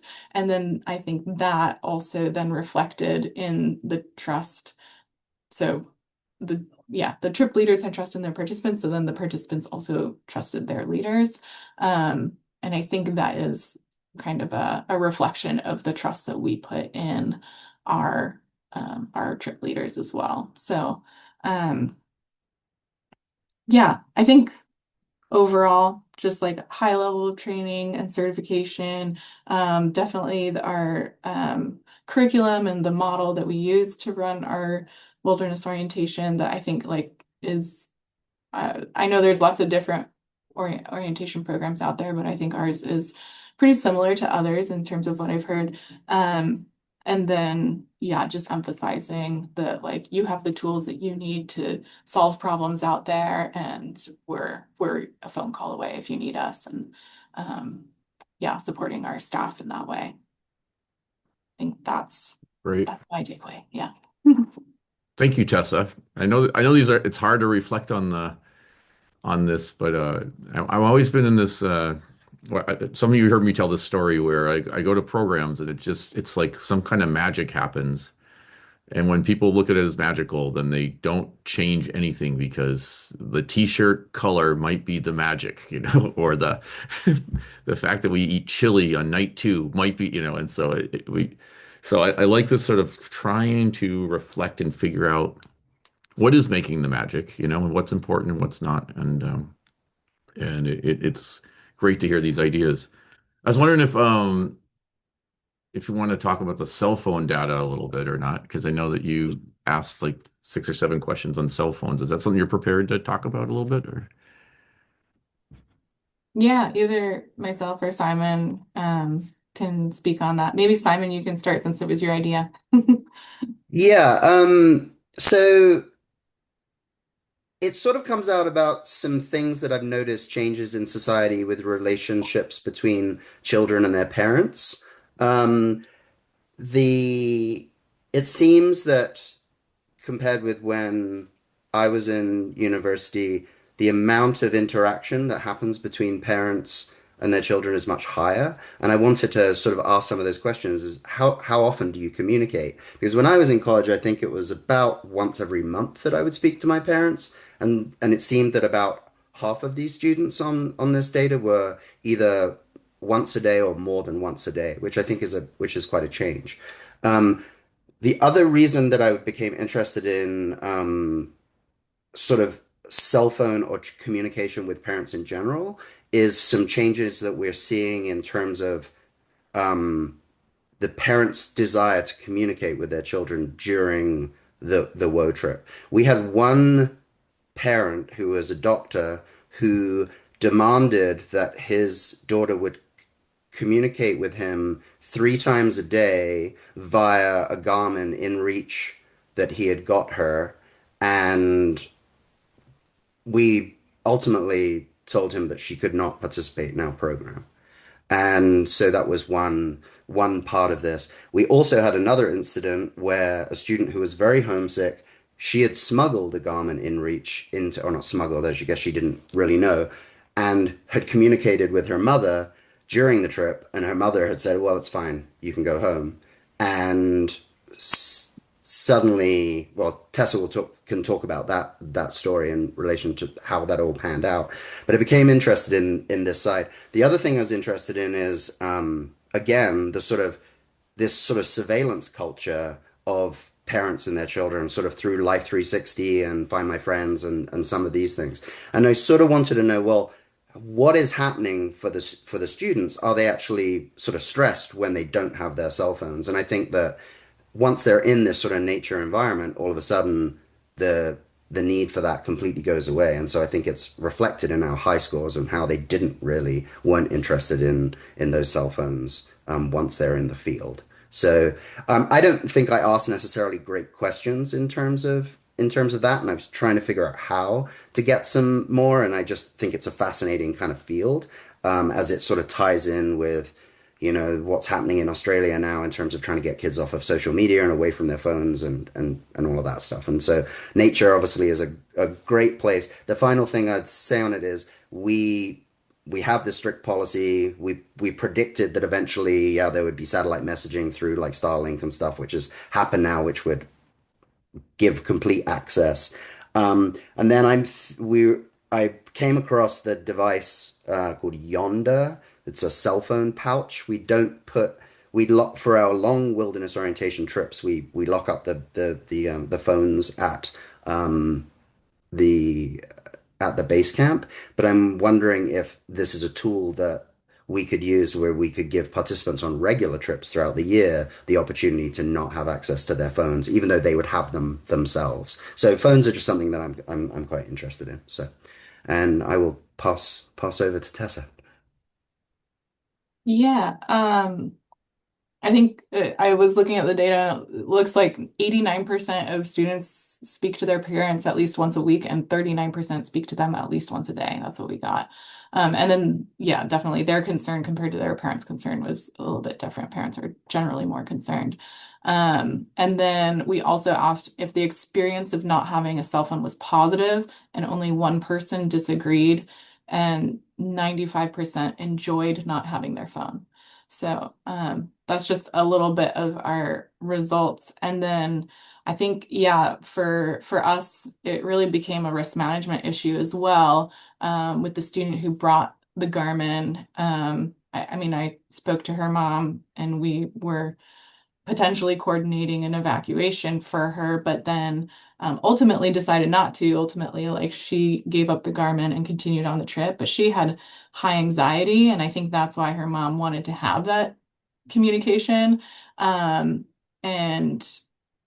ultimately, like this scenario that we had, I think reinforced our decision that it's really important that they don't bring it, because they then are like connected back home and like not as present in the group, and it can potentially create like a risk management issue in the fact that they're coordinating their own evac before we even know about it or something like that.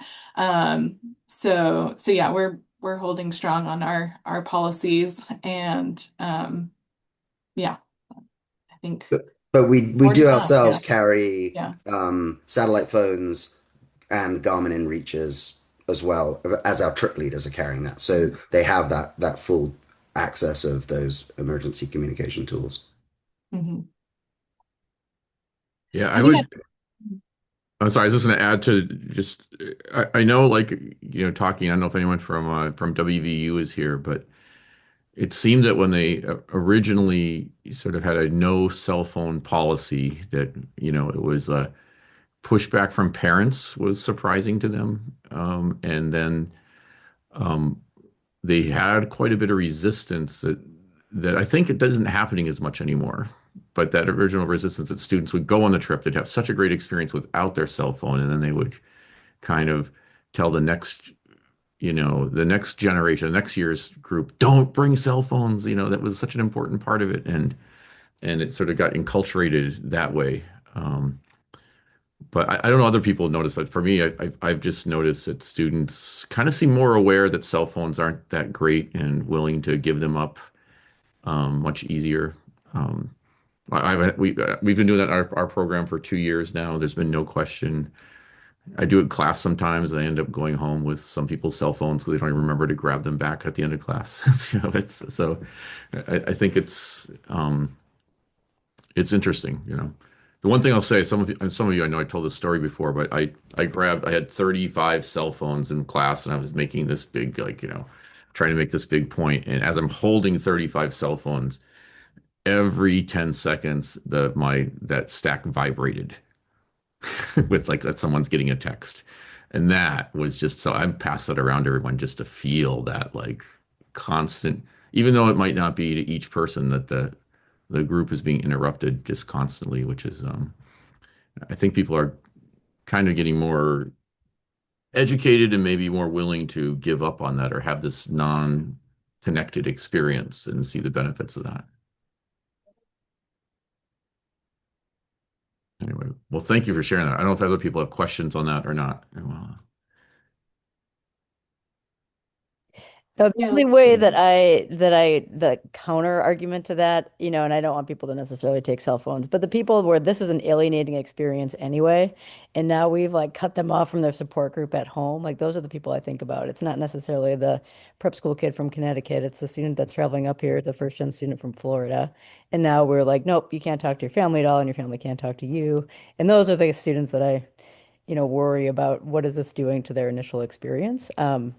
I just wanted to offer that. yeah. And I think that Sarah is like, I feel like we're seeing, I don't know, I feel like I'm seeing less of that stress about it. Where, like, 8 years ago, it was like, no, no, no, no, like, this is really, um, all right, we have one more presentation here from the group, and this is Connor Russell from Radford University. Um, and Connor, yeah, there you are. I see you. And so I want to give Connor some time. He had the highest scores in the leader reliability scores, so trying to trust the leaders to do what they say they do, and then overall group trust. So another really high scoring school. And so Connor, welcome to OOPS, and look forward to hearing from you. Thank you. Hi, everyone. My name is Connor Russell. I'm at Radford University, which is located in Southwest Virginia. We have been doing our outdoor orientation program, which we call Higher Ground, this is our 4th year. When I was reached out or basically talk about how we had reached such high scores, I was actually a little shocked. It feels so new for us still, so I was really excited about that. And I'll give you guys the best picture of what my program looks like and kind of why I think we might be doing so good. And then hopefully you guys can find a nugget of wisdom in there somewhere. So a lot of the things, so just to start off, my orientation program is a 5-day orientation program. It's kind of what I would call mid-country at the moment. So essentially we have a base camp, which is a nature conservancy that Radford owns, which is about 15 minutes away from the main campus. We have 5 different groups of 8 participants and 2 trip leaders, so comes out to about 40 people total. We have some, like, I think I usually have between 3 and 4 logistics staff that are just working to help keep things smooth. And they are camping at a tents at base camp for the 5 days. Each group has kind of like their concentration. I see Trey Smith is here from JMU. I stole that idea from you all when I had spoke with you a while back. So But anyway, so each group has a concentration. We have a paddling group, a caving group, a rock climbing group, and then we have two hiking groups. And then the goal is this is going to be our explore variant. We're continuing to grow. So next year we plan to have our expedition variant as well, and that'll be the classic backpacking, extended overnight canoe trip version of our higher ground. So we look forward to kind of growing in that area into the future. But nonetheless, about what's happening now. So I think we scored high on leader reliability and community trust. I'll start with leader reliability. I really think that the reason we do well there is one, I'm very lucky to have good staff right now. We have currently 19 student staff. I think 5 of those are new. So like going into last higher ground, we had 14. All 14 of those staff came back, and all 14 of them helped in higher ground in some way. The way our leadership format kind of works out is each group actually has 2 trip leaders, and usually we run on an assistant trip leader format, but for this we typically are on co-leaders. So 2 leaders working together that are on the same page. We have for our like technical groups, so like groups that are going caving, groups that are going rock climbing. Sometimes I'm able to have one of those co-leaders be somebody who's been trained, because we also run a trips program, so people have to essentially check off to become a trip leader in one of our 5 core areas, which for us it's caving, backpacking, mountain biking, rock climbing, and gosh, I miss caving, paddling, rock climbing, mountain biking, and paddling. I always miss one. It's crazy. But nonetheless, we try to have an instructor or one of the co-leaders be trained, and then the other person may or may not. Sometimes it is, though, where we have 2 co-leaders meeting an instructor on site because neither of those co-leaders are trained in the activity that they're doing that is on the technical scale. All of our staff have to go through at least 1 full semester of training before they can even go into a higher ground. So basically, a big thing about why I think our staff are highly invested in the program, and also why students can look at them as people who know a lot, is because our staff do everything. So I know some programs will hire like a climbing wall staff, and they'll have their trip staff, and they'll have their rental office staff, and they'll have their higher ground staff. For us, the way that works best is all of our students are all of those things all the time. There is a deal where they have to have certain check-off requirements to be able to lead certain things or be able to and they kind of choose their track within like what they want to kind of prioritize. Like oftentimes we have them pick like something that they're really interested in. So some of them are really interested in rock climbing, some are really interested in our climbing wall, but nonetheless they still try to do everything. And then we have people who just kind of stand out and whatnot. But what I feel like that helps with is it helps people understand the full picture. It helps people be able to like even when you might be asking like a participant is asking a question that might not be something that they're super knowledgeable on. They either know the person who they can point them toward, or they just have a general understanding of it already. We're really training focused. I don't, from what I've heard, not very different from what you all are doing already, it seems. So to we have a week-long backcountry training that we do the week before higher ground. But then, like I said, they have the semester training. We have a training every, winter going into spring semester as well. Over the semesters, we typically have 4 to 5 separate trainings that are over various topics, such as oftentimes it's into one of our core like trip areas. So like rock climbing, caving, mountain biking. But other times, like we will have at the end of every year, we always do wilderness advanced first aid training, or we just started doing wilderness advanced first aid. We were doing wilderness first aid. And then we oftentimes will do a lot of just catch up trainings. We'll do different, we've tried wilderness first aid. We brought somebody on from off campus. That was really nice. I actually learned that from the OOPS that I got to go to in October. That was something I actually wasn't super knowledgeable about. But We try a lot. We're really hands-on. We have a small team, so I can work really independently. My coordinator and I can work really independently with all of our students, and I think it shows because they just have a lot that they have bought into the system with, and they really relay that during the higher ground experience or orientation experience. The last thing that I think is really helpful there, as far as why we're successful, is many of the students who we end up hiring and who end up being our leaders are higher ground participants. We're getting to that point where this is our fourth year, so the people who went on our first higher ground are now seniors. So like we're seeing that repetition. They like a lot of times speak really highly of their experience, and they want to share that with the participants. And I think there's a lot of empathy there, which is really helpful because sometimes it's hard to put yourself in that beginner mindset. And I think that's where our program really shines. Pretty much everyone in my program right now had zero outdoor experience before joining the program. And they all kind of understand well what it's like to be thrown into the thick of it. So that's kind of all I have as far as what has been discussed already.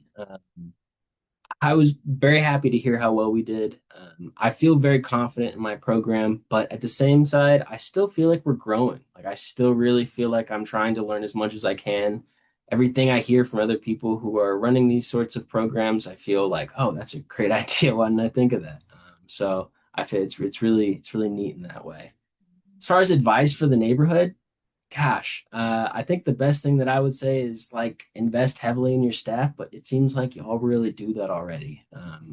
My no for me, my program is my staff. The missions of our program is it's supposed to be outdoor experiences and offering those experiences to, our student body. And it's, students leading students in the outdoors. So, and that's what it's all about. And I think that's pretty common. Um, Roadblocks that I navigated this past season. I really struggled. I find that I really struggled to. This is my. I've been doing this job for 2 years now. I've been involved with my program for a long time, both as a coordinator and as a student staff myself. Um, and for as long as we've been doing it, which isn't long, we've been really struggling to keep people from dealing with that. Like keep people invested. Not really in the way that they aren't having a good time, but like keep them from wanting to go home. A lot of times you really have to I have to talk to them. Our student leaders have to talk to them about why they signed up, why they're doing it. And many times they just want to go home. A lot of times I find that even though I'm giving out these great packages, I feel like they're good packages of information about what they're signing up for. People don't like seem to know what they signed up for. Sometimes I wonder if it's parents are signing them up for it. I don't know. I'm sometimes curious on that. But I think some people come in and they are expecting something else, and then they get what they get, and it's tough. I think for me and my program, a big reason for why we deal with a lot of the homesickness and a lot of the wanting to go home is the fact that we're mid-country. We're 15 minutes from campus. We drive to our office often on the way to the site that we're going to, the day trip that they're essentially going on to pick up some resources. I've been trying to figure out how to change that myself, but they get to see civilization a lot. And I think it draws them in. It makes them want to go back home. I find, on the trips I've been on where you're just out there in the backcountry the whole time, it's kind of hard to want to go home because you're not really thinking about it as much. But when it's stuck in your face all day, I find that it's challenging. So I've been struggling with that, which is I'm really looking forward to our backcountry growth and our backpacking and canoeing groups that we're going to be adding. But nonetheless, replicable nuance. For me, I think really, Stu talked about core curriculum. That's been really helpful for me. It helps me like reiterate the basics and make sure that my staff have a really good foundation. And then I'm really needling at that through this trainings that I offer and the continued trainings that I offer, the big trainings both in the spring and our winter and summer. I'm really trying to just continue to repeat and repeat and add on a little more and repeat and repeat. And sometimes the students get really tired of it because they're like, "Wow, I've learned this last semester." And I'm like, "Well, it's good. I swear. Don't worry. It's just trust me." But I've learned that that has been really helpful because if I can teach them a few things really well, oftentimes that's all it takes to be a good trip leader. Um, and Yeah, I feel like that's us in a nutshell. Hopefully, you guys got something out of that. No, I don't thank know. you very much.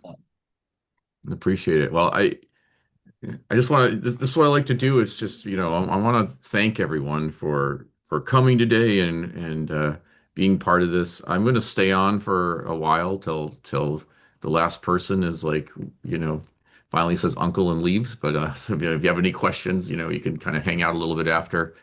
But I want to just give a couple um announcements with this and trying to talk about first off is like you're talking about like I don't know why we scored so high and so the reality is that like if we do like significance testing it's like we really find that it's hard to know like basically we take the 20 I think it's 21 programs this year we have like two that might stand out, but like 18 kind of like basically hang together, and they hang together in the way of what I mean by that is that they, that we can't really rule out that it was by chance or luck or one participant that either brought you to the top or not. So we all generally are kind of scoring together, but I like to like take like whatever luck or because of your programming that you're the highest. I think it's just good to hear from programs and hear about the data and hear what you're doing and see what kind of things are doing similar. I love hearing people doing Chow Circle just because I've been a long time advocate of Chow Circle and I love that. So I think things like that are interesting and if you can pick up a little nugget like that that helps you, I think that that's great. A lot of people are sort of asking for what budgets are and funding. And I love that everyone's sharing that. Please share in the census. I will, if you take the census, I'm going to give that data to you. I don't know if I mentioned the census. I'm going to mention the census again. I don't want to talk about the census. So the census is a thing that's happening. But yeah, I've loved your help in that. I know some people posted some of the questions about programs that didn't exist. TOOBS, if you haven't participated in TOOBS, I just want you to know that it's that the that it's basically you're welcome to contact me if you want to participate in it. Love having as many schools participating. It is I think we got it down. We keep kind of working on it, but the goal is to kind of get a survey that's useful to you and useful in being able to have some comparative data so that you can help you out. And then the other, if you want to be involved in that, I'd say just email me about that, and we'll get you locked into that. Um, oh, someone asked about like no discount. Yeah, so I'll give them a quick no discount idea. Is that no discount's the original full value contract, and it's just created, and the idea is that you ask people not to discount themselves, not to discount others, not discount the group, speak your truth, be willing to confront and be confronted. And it kind of was used a lot in the 70s. It started to become popularized in the outward bound circles. And then Project Adventure changed it to full value contract to use more positive psychology, have a positive message. And I've been finding that no discount works. What I like about it is I find it gets used more and used longer. And what I mean by that is that it's hard to say, hey, everyone, could you give me my full value? Seems uh, a little bit more awkward and challenging to say than, hey, no discount. Like, don't, no discounts, come on. And so I think it's a nice cognitive hook in the group. I think it works well. I think it gets used more, which they're both the same, but I'm really want that to continue. I find with my students at UNH, they keep talking about we use no discount all the time. We still use it. They calling each other out when someone puts themselves down is usually when it shows up. Uh, and so anyway, that's a quick no discount, but those kind of things I think are great to share to find out what works, how people adjust them, and that's a way to hopefully improve our programs, improve their impact. I love seeing all these folks here who I email all the time and talk to, and so I'm going to open it up for any questions. But like I say, thank you for those of you that need to go. We're a little bit over time, and I appreciate you supporting not only, well, for, I appreciate the important work you do, and I really believe this is an important, important work. You have such a important role in the lives of your students and helping them develop, giving them positive memories, giving them experiences that I think resonate for a long time. And it's an honorable role, and I always want to just celebrate people doing this work.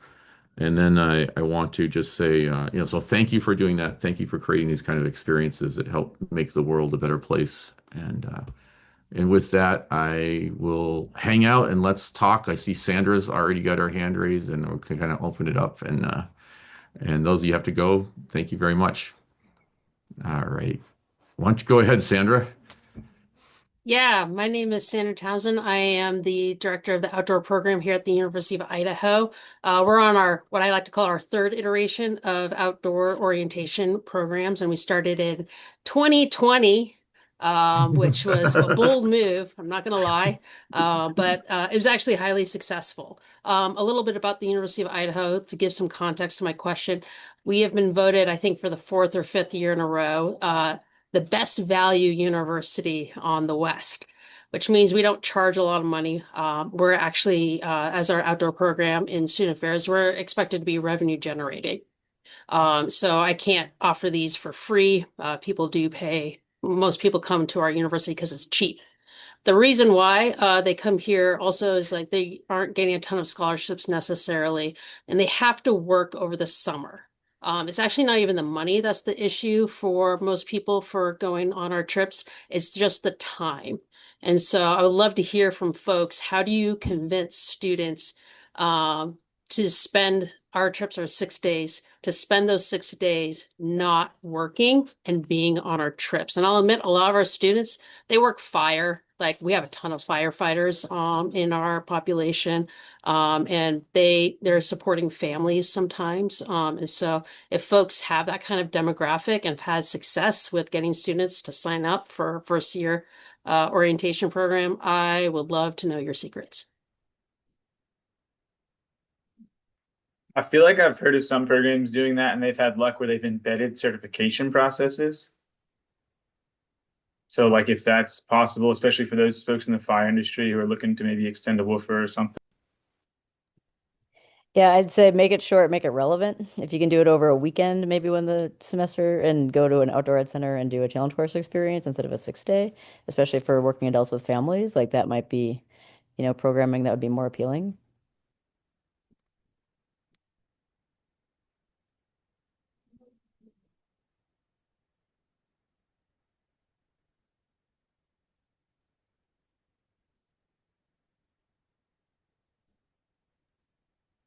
Well, thanks. Yeah. I mean, that's we've run shorter trips before, and we found that the belongingness went down a lot.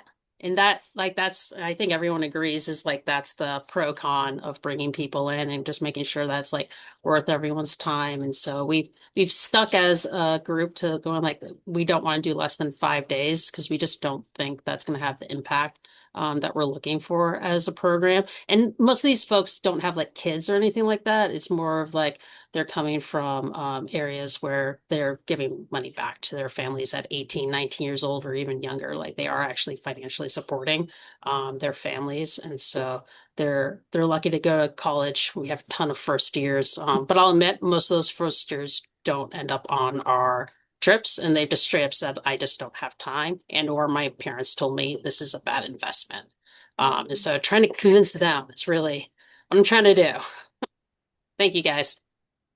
Yeah, I would say also, Sandra, one of my hopes is that now we've been doing outdoor orientation programs for, we're getting close to 50 years of programming, and I think I'm hoping that over the last 20 years we're going to start to have more opportunities to reach out to funders to kind of support this as endowed programs, once they have people who have like positive experiences. And I think that one thing, if we sort of think of the Ivy League, having a lot of people who generate a lot of wealth, and, all the Ivy League schools have some outdoor orientation program, and they kind of understand it, and that's something that I've been thinking about lately of like how to sort of start to build maybe some funding for these programs because they are like kind of instantly positive, create great stories that funders like to hear, and but that's kind of like trying to convince the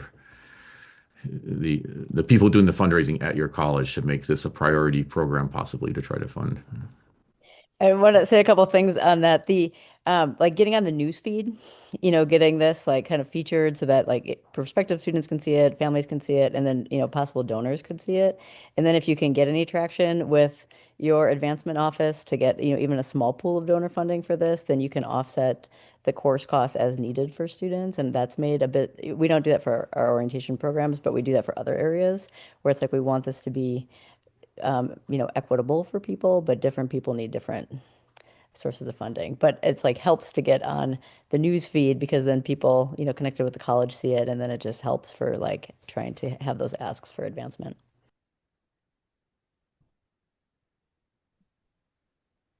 Great, thanks. Anyone else have some questions, or you could just spit out advice if you want. I don't know. Rick, I think you're I have a quick appreciation for Dartmouth. We are able to kind of kick above our weight as a program because our assistant vice chancellor of student affairs went to Dartmouth and attended the outdoor program as an incoming student, and so she gets our program. And I don't think there's many administrators that necessarily would get all of the things that we do in the outdoors, and so that Dartmouth's been going so long and that she did it 40 years ago is a great support for us. That's awesome. Thanks for sharing that. I've heard a lot from folks around campus and students and alumni who come through that they're just blown away how often they see other people out in the world in other countries, other states who are connected back to this program. It's really cool. Brent, I have a question. It was related to what Donna asked before.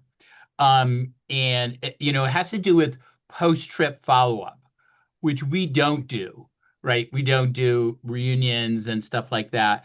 I know that some programs do that, and one of the questions that I have is part of the reason we don't do it is sort of financial.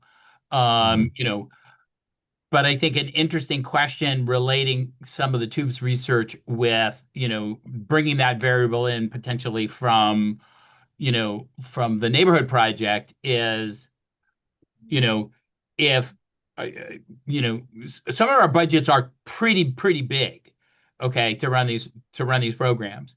And if spending 5% of that increases the impact after the trip by 30%, like that's chicken feed so it would be really interesting to see if there's any correlation that can be made in terms of how that impacts belongingness and other things. If you meet, 2 weeks after the program and 3 weeks after the program and 6 weeks. Yeah, I think I would say two things about that, Rick. It's great to know. We do have a little bit of data from like in the 80s, and Mike Gass was looking at the Fireside program and how having follow-up experiences like did extend the benefit of the program a little bit more. And that was basically on retention data. Um, uh, I'm as someone who's like spent a lot of time with data, I think I get a little, and then like showing the data, I realize that people like go, oh, great. It's wonderful if it's like supports their argument. And if it doesn't, they kind of ignore it, but I think that the thing that we connect to most powerfully is the student stories or voices about that, and I think that, that's a really important part of going along with the data is like the students saying like, oh my gosh, it really helped me, to relieve my anxiety by connecting with my group, 3 times during the semester. And so I think so I think we could do both. We could collect that data, which I don't have right now, but I think the student stories we can get right away. that might start to be an argument for folks, or start to helps us support that kind of thing. But I think, like, I think we all know. I'd say, like, here what have been impressive. I've just started a new program. Just it's been the second year, and the community of the leaders that then creates this community of students is just that's the real benefit, right? That they keep meeting, they hanging out together. They're all what do they have? They have a I forget what it's called, like a text chain or something like that, that they all communicate constantly to each other, and I think that has brought in some people that reported to me with really low levels of belongingness that they really feel connected and connected in a way that this is really important to them. And I just love that that's happening for those vulnerable students.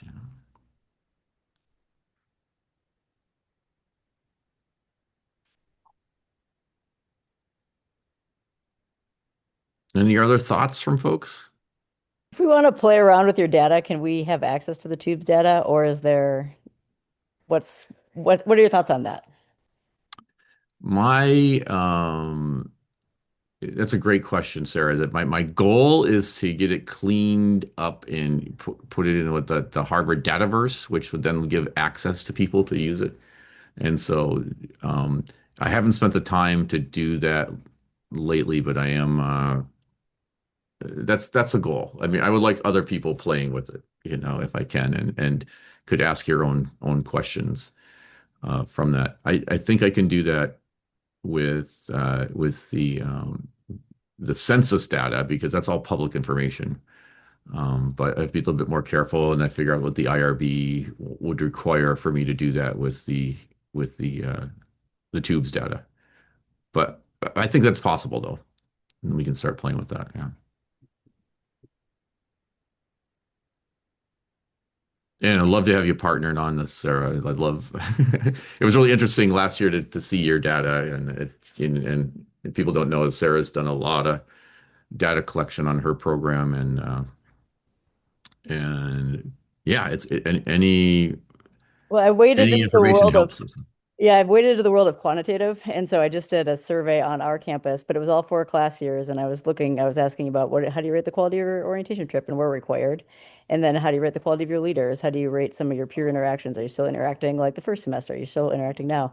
And how integrated you feel on campus? And so I could use those as outcome variables, and just on our campus, so I'd be interested to know on other campuses too. The effect size of leaders was 3 times that of the effect size of interactions with peers.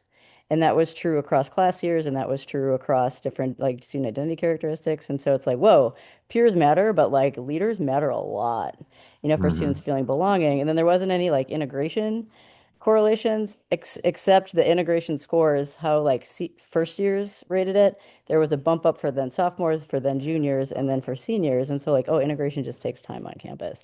So it'd be really interesting to like look at. I want to do that formally so I can like publish and present more widely on that, but it would be interesting to see the tubes data and see if I can connect it at all.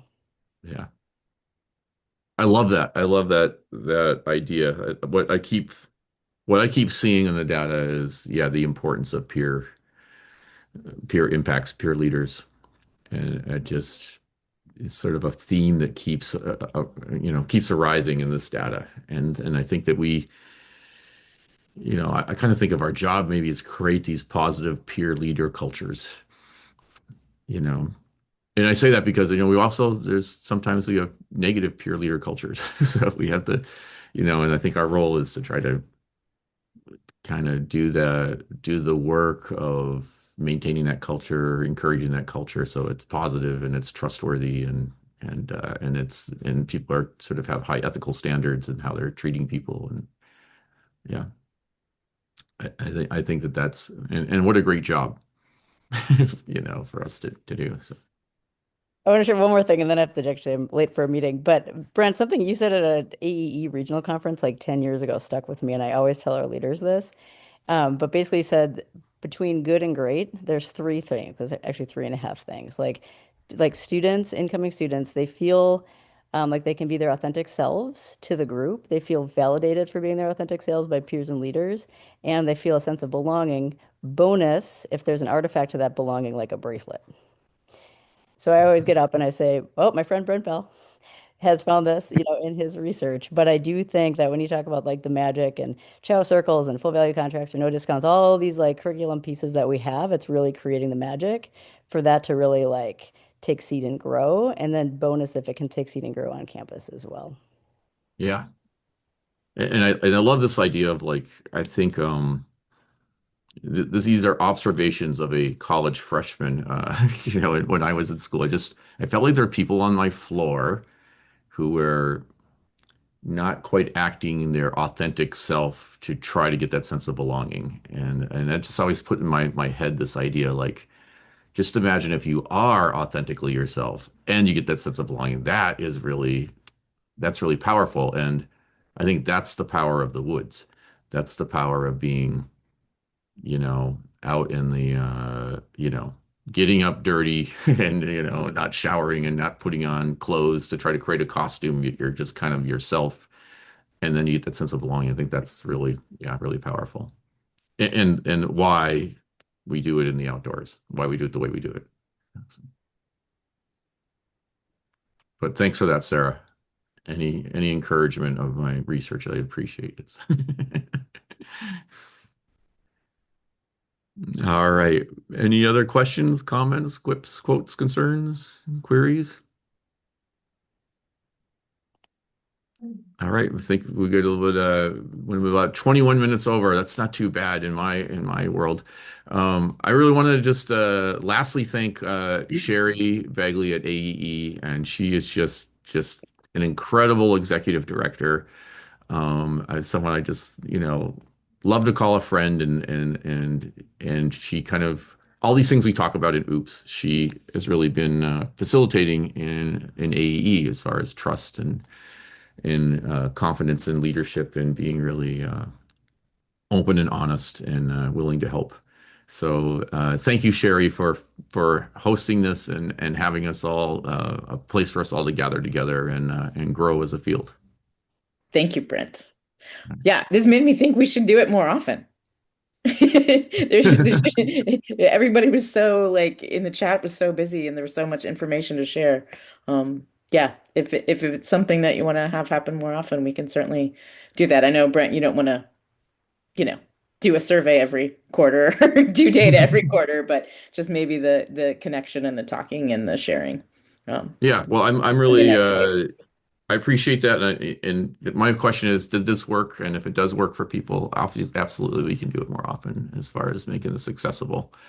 I don't want to lose like oops, though. It's so great to see everyone face to face and laugh together. So, but thank you all, and thanks for a great afternoon for me. So.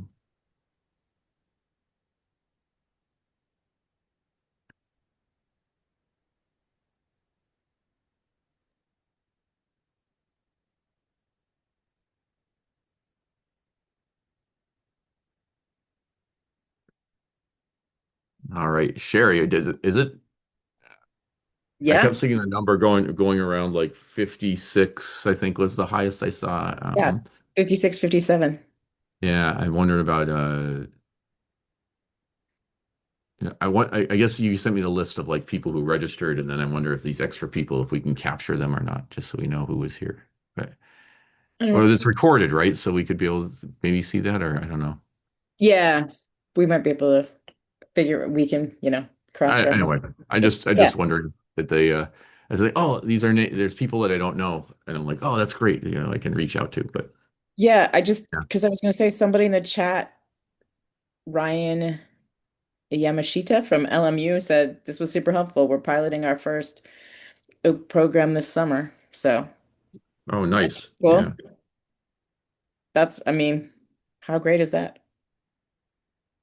It's awesome. I mean, that's the whole hope of this is that we support and help programs grow. So, yeah. So, Okay, I'm going to anyway, stop recording.